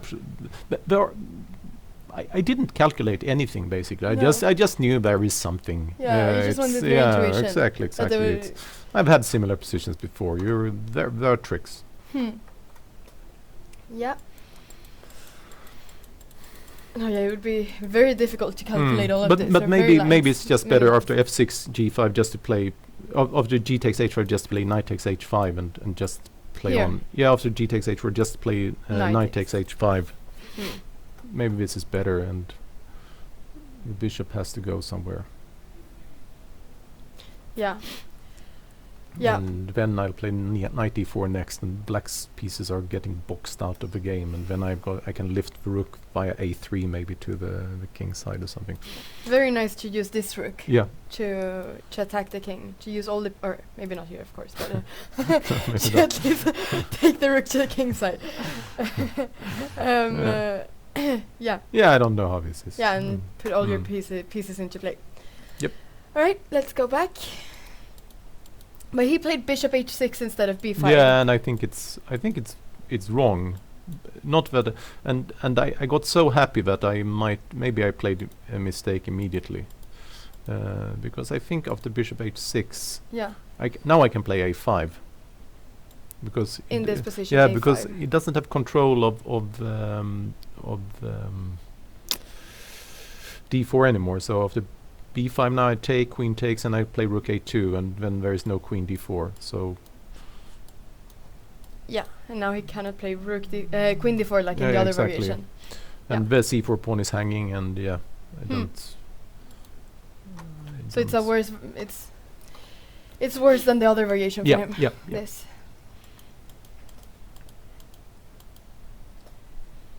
Instead, yeah, I immediately went there. queen yeah. d1. Just going to. Yeah. Okay. B5 was played here, Yeah. so now came B5. Yeah. And okay, I took and I played b4. I couldn't see anything else. Yeah. And now I was so sure I would be better here. And then he played knight df6, and I started thinking. I walked up. I played my last move. I was like, yes, I'm better. And he played knight df6 after a long think. And then Yeah. I was 10 minutes up on the clock. And after my next move, I was maybe 5 minutes down on the clock and didn't know how to continue. So actually, my bishop is weird in h4. I wish I knew what to do. I wish I mean, maybe I should. After e5, knight g4. Maybe I should play that and then play something like. Maybe I should give up an exchange with knight de4. Maybe I should do something else. But the thing is, after knight de4, knight e3, Sorry, knight. de4. C. Yeah. C e4. Sorry. Oh. Knight e3. Yeah. It's really hard for me to find a good place for my queen. I mean, seriously hard, actually. There's nowhere. Yeah, I can't put my queen on d2 and c1 because then the bishop. I will walk into a self pin. This pin is not nice right here. No, it's not at all. So maybe I have to play something like queen e1, take on f1, but then I'm not sure I'm better anymore. Yeah. It's it's gone wrong then. Yeah. So that's why you played h3 to avoid knight g4. And now I would have liked to have a few more minutes. I played h3. He played bishop d7, and here I realized that he has this idea of playing queen h3, and when I play king h2 to protect the h3 pawn, he can play queen d8, threatening knight g4 check. Maybe he has to play something like rook b7 first, but I mean, maybe it's ridiculous. Maybe I should just I should just play king h2, because maybe I should play queen c2 first, something like that. I'm not sure. I'm probably better here, but well, I'm better if I have another few minutes, and I didn't. So I played a bad move, and after that I'm just worse. I think so, at least. e5. Yeah, after that I was completely lost at one stage. Completely lost. e5. So you're saying that here you would have perhaps. Yeah, you should have played. Yeah, maybe here, maybe later. Maybe I wasn't sure what I want to play here. I mean, maybe queen c2. Queen c2. Yeah, with idea to play e5 at some stage. I mean, if you play rook a8, then maybe I can actually take and then play e5, and then I think it's too dangerous for him. Yeah. Yeah. So prepare e5 a bit more. Yeah. Although Alright. nothing is sure. Yeah. Nothing is sure. That's quite common though. Yeah. So, but okay, e5 is just. e5 here. Yeah, it's a kamikaze move. It's one of those moves that, you know, either it works and then it's good, or it doesn't work and it's not good, and here it doesn't work. So that's how it is. But I missed when he took an e5, and I immediately, when I played d6, I realized, oh, he can go with queen to d8. I hadn't looked at that earlier. Okay. So silly me. Yeah. Okay. So you'd look to the other places. Yeah. that Oh, I every can other place I looked at, and then it's I think always like that. There's always one square Yep. that. Yeah, I thought queen c8, and later on I take on e5, and of course f6 is hanging. Yeah. So no, queen d8 is the only move. Yeah. You know, yes, if I have a student coming and say, "Oh, I didn't see queen d8," I'm like, "That's horrible. You must see that move." And here I am. It's always like that. Okay. Let's see. So queen d8, f takes e5, rook takes e5. Yeah, and now I went into a forcing variation, which actually loses. In many ways, it should be said. It loses in more than one way. So So I mean, he could even take on e4. Knight takes e4, bishop takes d8, knight g3 check, king h1, take on f1, queen takes Yeah, f1, let's look and at this then because rook we were d8. analyzing this in the live. Yeah, even So knight even g3, king yeah. g1. Yeah, no, go to h2 because otherwise H2. bishop e3 and it's a check with tempo. Oh, yeah, So take there, and I guess I should F1. take with a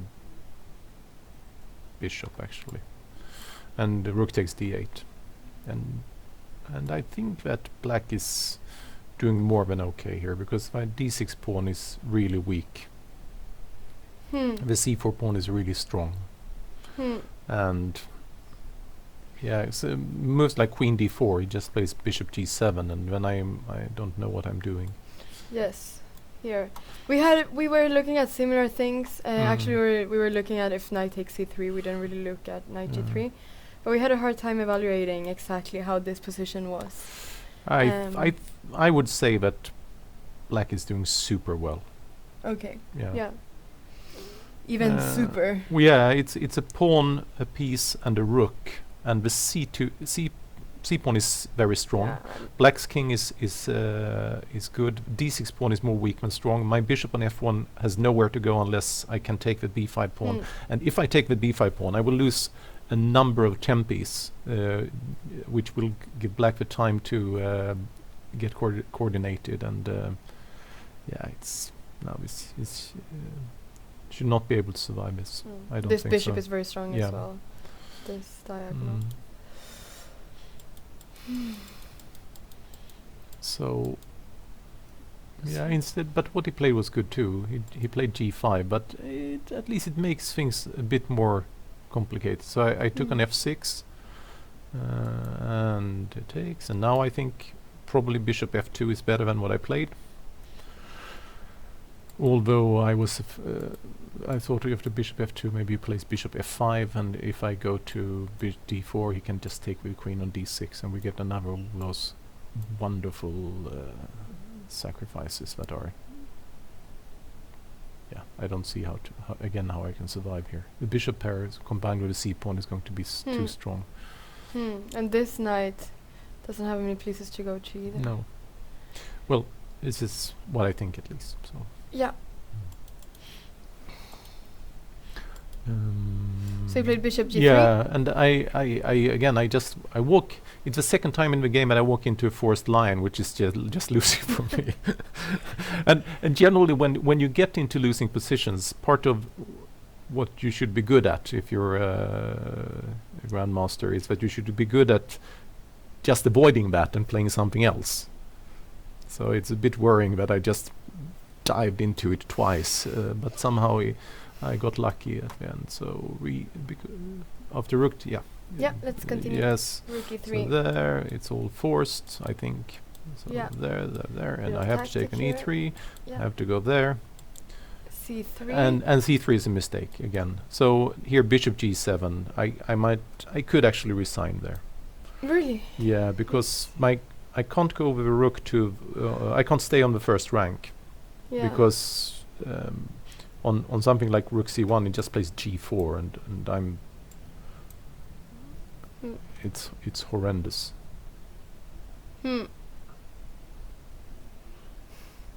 This c pawn is so Yeah, strong, exactly. and this bishop gets my control of the my C1 king is square, weak, so and the d pawn is blockaded, and I need to get the h5 pawn to have any kind of chances. And if I would have played rook a2, which is better, but then I have back rank problems, which means that it's really hard for me. Here, rook yeah, a2. exactly. Then he can play something like maybe rook e8 even. rook e8. Yeah.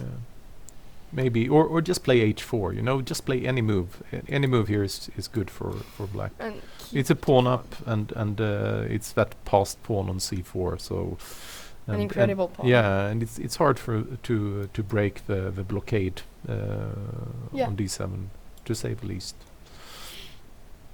So c3 was a bit of a gift, and I got my pawn back.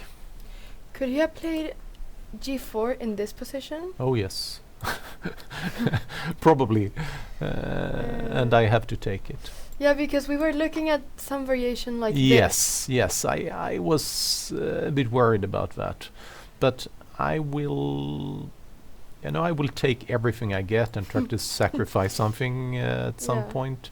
And rook c8, I think we're looking Yeah. at. And now, Queen c2. I'm not sure. yeah, Yeah? yeah. But this is not so bad.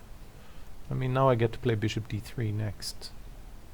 I might even have a chance to hold this somehow.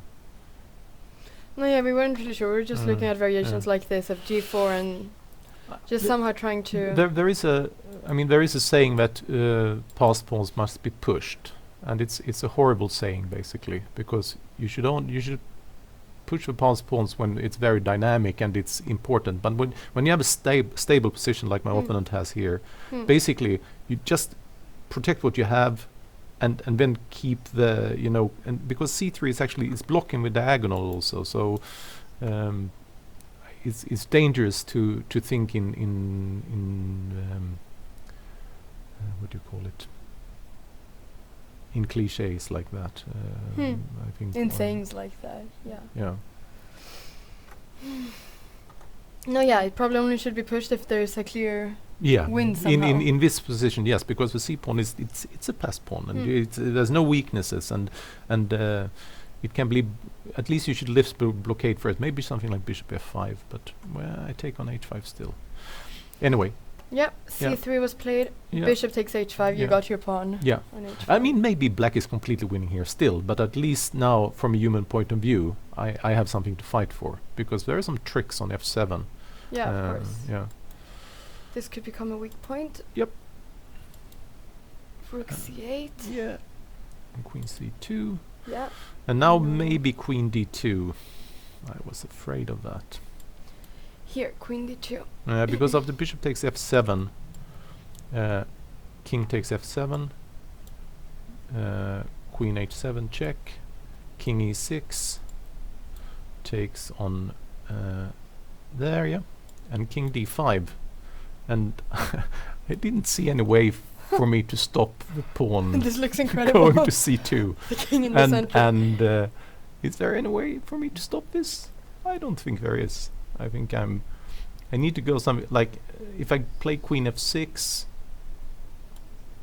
and then, I mean, yeah, c2, queen e5 check, king b7, maybe there King is, c6. yeah, okay, queen e4 check, actually a bit tricky. Yeah. Oh, okay. This doesn't work. Now I'm winning. Oh, I was not sure. And Right, king. bishop there's g1. a bishop Yeah. g1 there. It's a good bishop. Very good bishop. Yep. It's yeah, that cannot be played. Okay. Yeah, that's quite an incredible variation. Yeah. Okay. So it doesn't quite work, but Yeah. almost-ish. It's an almost-ish move. He played bishop e6 here. Mm-hmm. Rook d1. Mm-hmm. Rook Yeah, and already now I'm immediately better after that, I think, because I win the c3 pawn by force now, with bishop g3. So rook, this was a mistake. bishop g1. Yeah, and on bishop queen e5, I will play bishop d4, take on d6, and I take with the bishop on c3, and then it's actually quite hard for him to find a good place for the queen, because if he goes to c6, for instance, I go to d8, d2 with the queen, and I'm Sorry, threatened. with the queen where now? No, take on d6, Oh yeah, you take on d6. Yeah. and I will play bishop takes c3. Yeah. And he has to go, for instance, there. Then I play queen d2. This is quite annoying. I'm threatening queen d8 check, queen d4, and if bishop g7, now I can take on g5. Yeah. And on bishop takes h3, I have queen d8 check. Yeah. No, sorry. Oh, yes, bishop f8. Oops. I don't have that. Nope. Okay, No, back. No, bishop f8. Yeah, that's right. That's an important bishop. Okay, so back the tape. I bishop f3 on bishop takes h3. That's win. Bishop f3. Yeah. Yeah, there's a pin here. Maybe I had that move before even. So the queen can't go to c6. It has to go to c7 then. And then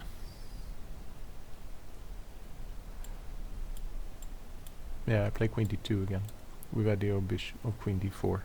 Yeah. I mean, this. Oh, sorry. Yeah. This diagonal is just. It's horrendous. I mean, having this like this, Mhm, queen on mhm. d4 just looks very, very difficult for him. Yep. For black. S- Okay, let's go back. So yeah, so now the game just switches. I'm very lucky here. What should he play here, do you think, instead of rook a8? I think already the position is basically I think my d pawn is now as strong as the c pawn unless he can wrestle control. He can get control of the light square somehow. I was thinking something like g4. Yeah, and I was afraid that on bishop takes g4 that he would be able to play something like queen d2. Here? Yeah. Oh yeah, because if But take I think I can even take. I think I can play d7. And I think that's winning. Can you just Sorry. Can you just show us the variation no, if he sorry. takes? No, I take first and then I play d7. Okay. Yes. Take with the pawn. Yeah. Right? Yeah. And d. I could also just play. Yeah, I can play anything here. I can Yeah. actually play even queen d1 is good. Queen d1. Rook Or c1. and bishop g1. Okay, good is a strong word. Yeah, it's fishy. Wait, but in this position, can you play? Can you play here? d7. Yes, to take. But take. Yeah, that works. And now take on c2. And now I'm take on lost. c2. Yeah. No, it's tricky. I have drawing lines there. I mean, I could take on c8 and play bishop d1. After, sorry, instead of so I can take and just take and play bishop d1. And I don't think I should lose this, although I should take some care. Yes. Okay, so we can see it's pawn down for black. It's a pawn down for black. But the d2 pawn is. But with the d2 pawn, of course. Yes. So, okay, so Yeah. this should probably be a draw then. Yeah, maybe it should be. Maybe there's Maybe. some winning. Must be very hard after such a long game. It was. Yeah. Sorry. Okay, so let's go back. So But- basically, I would say a move like g4. It was a fantasy I had during me. I was like, what do I do then? And you have so little time, and it's like, yeah, let's deal with that then. Yeah. No, it's like you say in Swedish, Mm. you see ghosts. Yes. I might be able to play d7 first and then take on g4. Stuff like that, maybe. Yeah. Mm. Okay, let's go Yep, back to the yep, game. So yep, rook yep. a8 was played. And And, bishop g1, and now He lost a few tempos here with the rook. Yeah. Yep. And then we can see that he also went to Mhm. d8. But bishop g1. And there, and there. Yeah, the c3 pawn is Mm. lost. I get to keep it even. Yeah, you even get to keep the d6 Which is pawn. unfair, but that's how it is. Hmm. Mm. That's how it is. Queen h4. Yeah. And now you got the c3 pawn, Yeah, a very yeah. important pawn, the c pawn. So as you said before, it would have been much better if it wasn't on c4. Yeah, yeah. That would have been completely different. Now we played g4. g4. Yeah, and maybe I have something better here, but I just took. It was the 40th move. Take. I was sure he would just play take with the queen on g4, but then played there. And now I thought his idea was after queen a3 to take with a rook on d6. Yes, after queen h3 to take here now Mhm. on d6.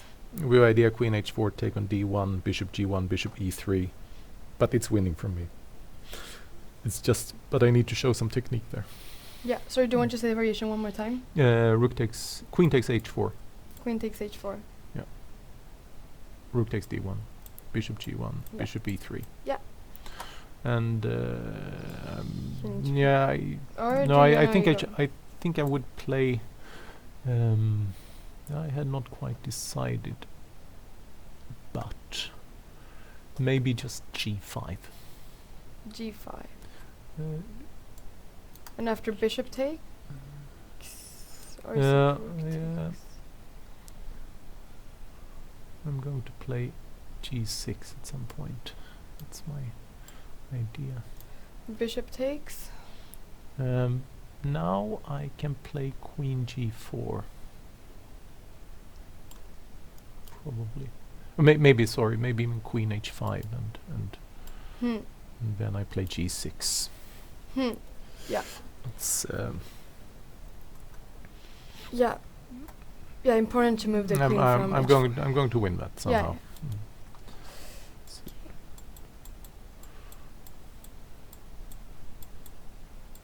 But anyway, that's what I expected. But he played queen f6, and then oh, sorry, he didn't. He played there first, queen h5. Yeah, and then I was so tired that I needed almost 10 minutes to calculate whether I would win after rook f1. But there are many ways to win here. So rook f1, king g7. I could also just take with the bishop on f4, and when he plays that, yes, I could just take there also and then play On d7. H8. Yeah, and then play d7. But I think the way I played it is cleaner. Because queen d4, now there's bishop e5 check. And on this one I play... now I play rook d1. Rook d1. Yeah. Yeah. D. Sorry, rook d1. Sorry. And with the idea to play something like g3, king g2, and then bishop c7. Hmm. Yeah. Yeah. So no way.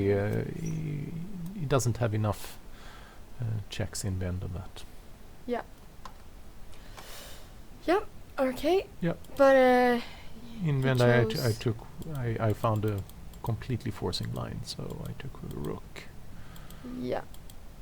And yes, give it Yeah, check. so you had calculated everything Yeah, from yeah, here, yeah. yeah. Queen a1.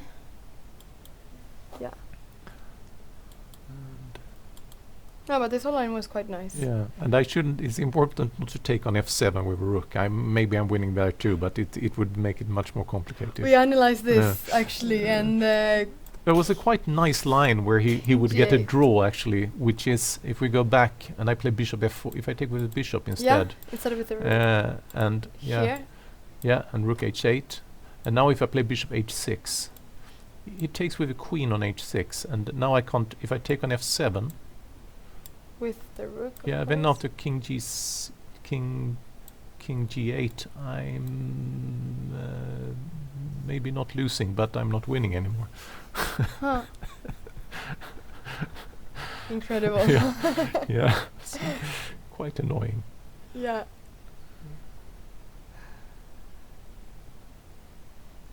Yeah. What would you have to play here? Yeah, maybe I'm losing actually.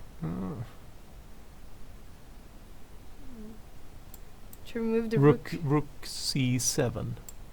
Rook c7. Yeah. Maybe that wins. And queen e6. And then I play d7, and then it's a draw at least. Yeah. Okay. It was just no, the idea to he's stop. winning. He's winning the Oh, rook. it's- Oh, no. But when he takes an h5 and then check on e1 and check on e5 and take on c7, and I resign. So yeah, it's So this, just to show it yeah. very quickly, like this, the and then queen check pendulum. yeah, and then the rook is hanging.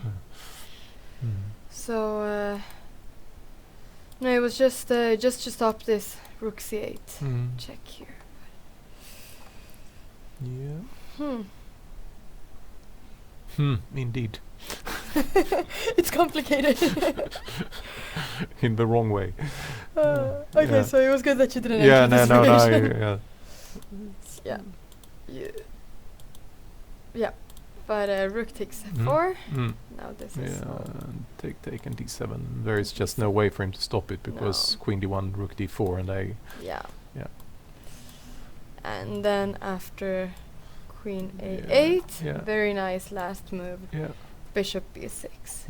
And he has a check, and then I play King H2, and He has a then check at least. it's over. Yeah.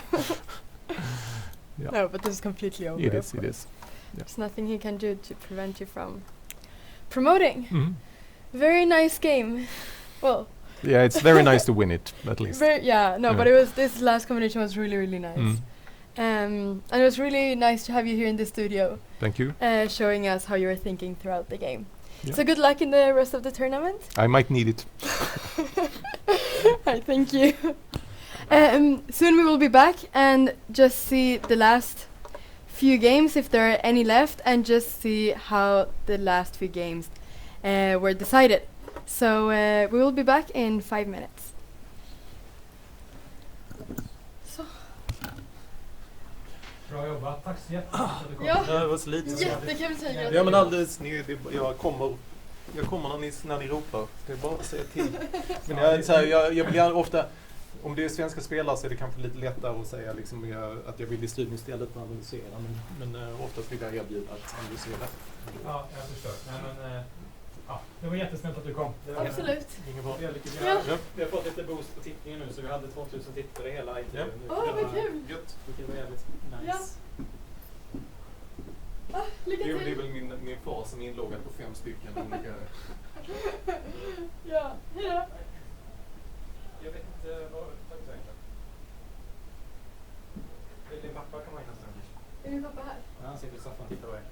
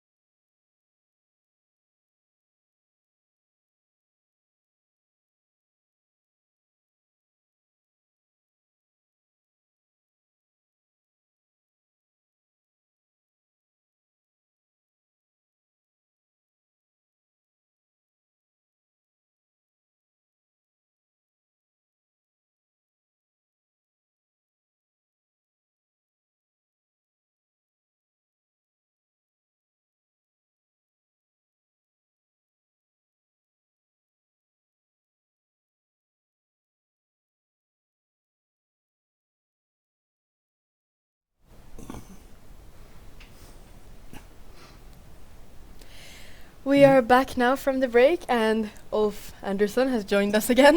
Yeah. Yes, and most of the games are finished now, but we have one more game Yes. I in the see live one. boards. Yes.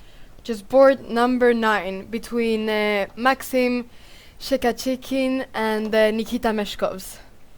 So they're both now in time trouble, move 97. So it's been a very long game. Yeah. Yeah. Many hours playing. And so let's see how this position is. So there's rook and pawn against queen. Yes. This end game.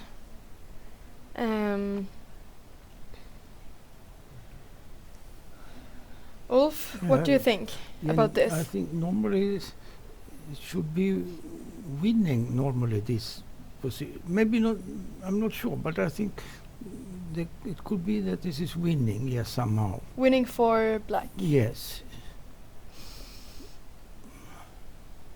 Okay. Very little time left for black, only 10 seconds left. But so The yes, clock. so little time for black to play. So therefore maybe it's not winning. Maybe it's not possible to win with so little time. Yeah. So what should black be thinking about? How does black proceed? Yeah, this is coming with the. Yeah, he must come close with the king there, somehow. Yeah. But I Which don't is- see how he can get close. If he can come to, I think if he can come to G4 or H4 with it to cross the F file, but I don't see how it's possible. Go there. Yeah. No, yeah, so this rook is very important. Maybe The it is a F file. draw. Yeah. Or if he has some ideas, the black player here.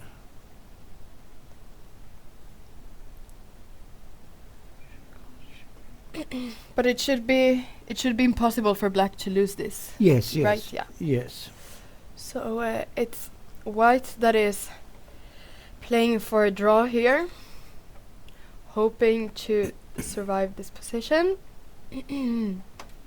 And just to talk a little bit about the players. Player with the white pieces, Maxim Shekachikin. He's an international master from Russia. And the player with the black pieces, Nikita Meshkovs. He's a grandmaster from Lithuania. We were following his game yesterday as well, I believe. Oh, and actually, it ended in a draw in this position. They ended. They took a draw here. Uh-huh. They did. Yeah, it's coming here, the result. They took a draw. Made a yes, draw. yes. So, which is weird because the time is still ticking, but it says here that they made a draw. Maybe they have played many moves like this and always with the same position 3 times. Yeah, we can see here that similar. Yeah. So maybe black simply didn't know how to go through, how to continue. Yes, because little time also is very difficult then to. Because white has quite a good setup now with the rook cutting the king off the F file. It is on the E file, far away. So yeah, not easy to see how to do, because the rook goes down to F2 or to like this when he has to move the rook, no? So he cannot check him and win the rook. Just watch out for this. Exactly, that's normally what Yes. white has to take or be careful about, but doesn't really seem to be so easy for black to do that here. You know. Yeah. So perhaps this is just a draw. Mm, Do you think this is a draw then? Perhaps it's a draw, but I'm not sure still. But maybe it's a draw. Yeah. Yeah. If the king cannot improve, yeah. If the king cannot improve and the rook cannot be lost. Yeah, no, then he cannot win this when the king is cut off like this. It must be to have him in Zogsvang somehow. If you can get him, that he must, for instance, to move like rook f7 would be bad because of queen g8 check, and then you have to play rook g7, then you're off the line, and then king is coming and so on. Then not here, of course, because the queen is hanging. Or first, maybe queen to e8 check. And you cannot play rook f7 because king e6. Yeah. And then it will be cramped. He will go more on the side, and then he will lose, and white will lose. But of course, he didn't play rook f7. He went back to f2 and so on, such position. Yeah. So he would go back to f2. This was not the position, but here he would go back to f2 simply, and then yes.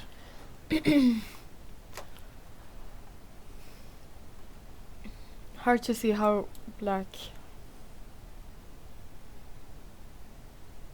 Or if one can get the king to g8, for instance, if the king could come to g8, would be okay also, and the queen coming from behind and trying to do something. No, because for instance, if white would play a move like this, then I'm not sure, aren't there king g7? Is it possible? King g7? Sorry, I was thinking, I think this. Or there. In here. Now queen h7, check. Yes. You have to go back. Have to go back. And now it can be a bit dangerous, because if... you cannot play king h5 because queen e2 check. Yes. Yes. So you have to play in such position king back somewhere. But okay, if one gets like this, then it's and then getting more and more. You're getting further and further away. Now you will probably win the pawn. Just queen d2 check, or queens like this also. You just take the pawn. Yes. Yes, and otherwise, if king here, then you also win the pawn here. Yes. Yes. So, but of course, this is with rook f1. Yes.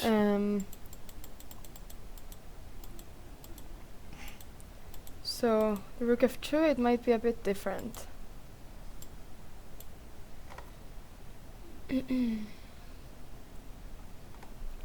So not sure if you can create similar sort of idea here, but you can always push back the king. Yes. Okay, maybe you can play to h6 perhaps. H6 instead. Yes. That is the question.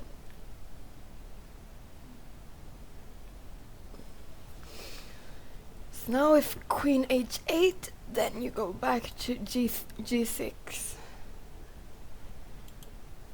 So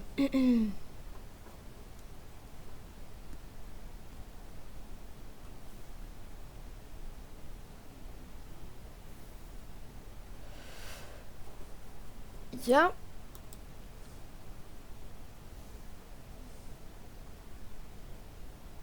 Let's see. I really don't see how to win now. Yeah. Yeah, because this is the thing, the king, perhaps, I don't know if the other variation was the same, but if the king can just go between g6 and h6. Yes, then it's difficult to do anything there. Yeah.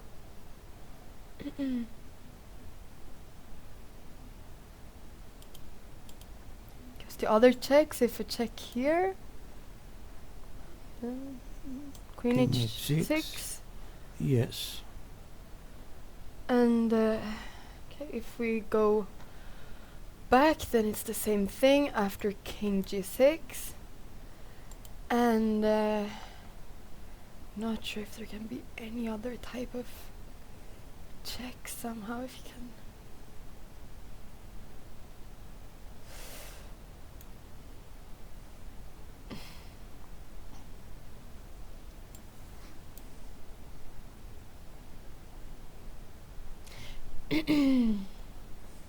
Yeah.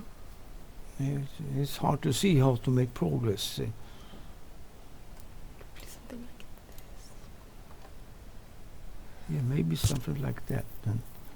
no, to maybe play To something come like to this. To attack the rook somehow. Yeah, to get to the dark squares and yeah, maybe well, queen g3 is a threat right now, but of course you can avoid it. But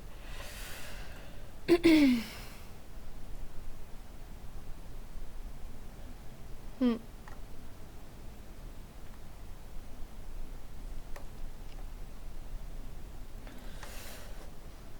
Yeah. No, I don't see how to win. Yes. Yeah, so maybe this is just a fortress Maybe it is a that draw. white has Yes. here. Yeah. It ended in a draw. Hmm? It ended at least in a draw. So Yes. but it wasn't so easy.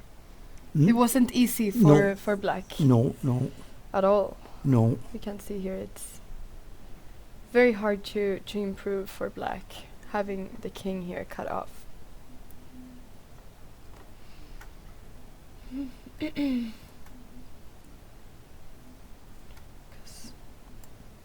Not sure though.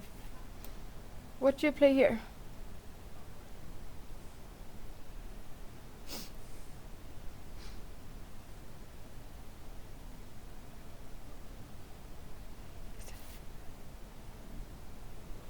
Because if king here, then maybe check. Yes. And well, if king goes back, then we And have now- this. Yes, like this. Then But then probably king goes somewhere else. The king maybe goes here somehow. And maybe it's possible to play king. Can I play king e6? King e6 and try to get around.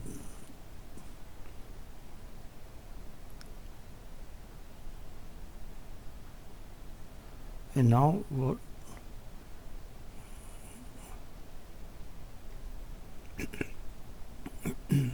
I want to get the king to here somewhere. Then it's possible to check on h7 or g7 and so yeah, on. yeah, of course. To force the king back.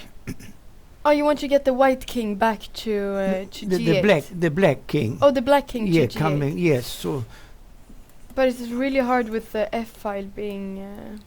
maybe if I go there and the queen, the black queen, yeah, must come from behind here also. But if you make rook f6 check and king e7, it's possible. King e7, and then how to proceed now in this moment? That's the question. Could you play something? Oh, it's okay, so what do you play as white here? If let's say white plays king g7. King g7. Yeah. Just thinking if you could somehow play something like this. Yes, and then king g6.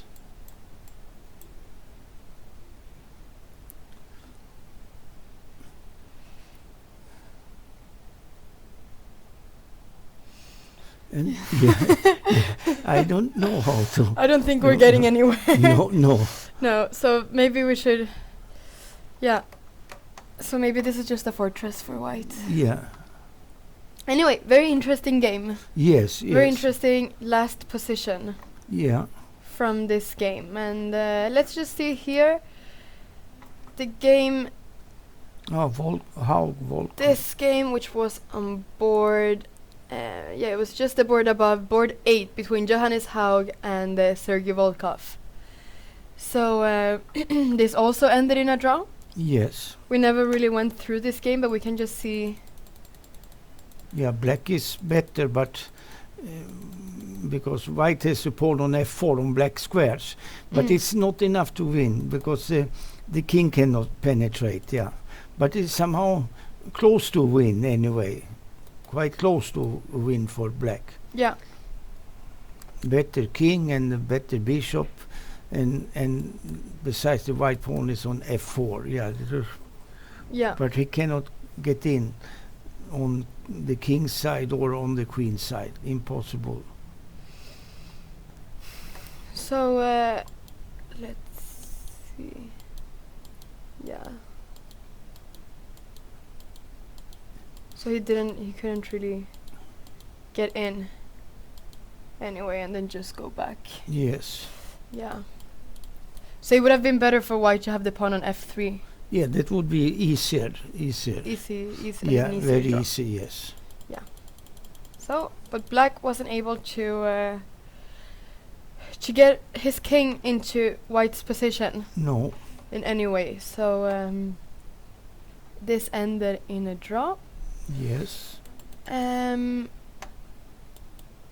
board above, board 7, Dimitri Colors won against the Swedish player Martin Okander, and we can Yes.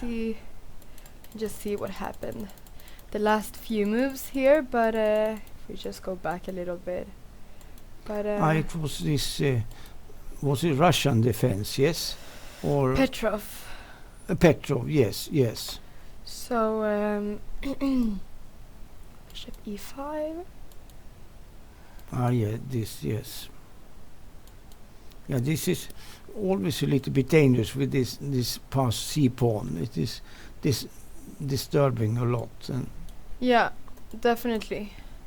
And it's very protected yes. as well right now. Yes.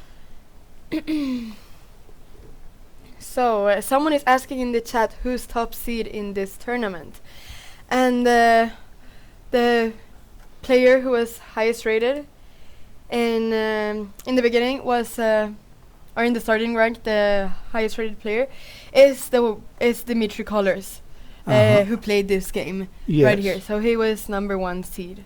Yes. Yeah. Exactly, and now he is on 2.5 points. After winning this game against Yes. Martin Lokander. Yes. And we can see that right now. Let's just count. But we have 1, 2, 3, and 4 players With 3 points. with 3 out of 3 points. Yes. So those 4 players are Frode Urkedal, Elshan Moradiabari, Tiger Hilal Persson, and the Swedish junior player Kan Kukaksari. So yeah, Yeah. he's doing well. He's doing really Yeah. well. He's 16 years old. Yes. Has 3 out of 3 in this very tough tournament. So, but yeah, these are the 4 players with 3 out of 3 points. Yeah. Yeah. So it'll be interesting to follow the games tomorrow Yes. This is all. Yeah. when they play against each other. Yes. Yes. Let's just see how this game ended. Yeah. Queen takes a4, b takes a4, c7. Yeah, so this pawn seems to become very strong.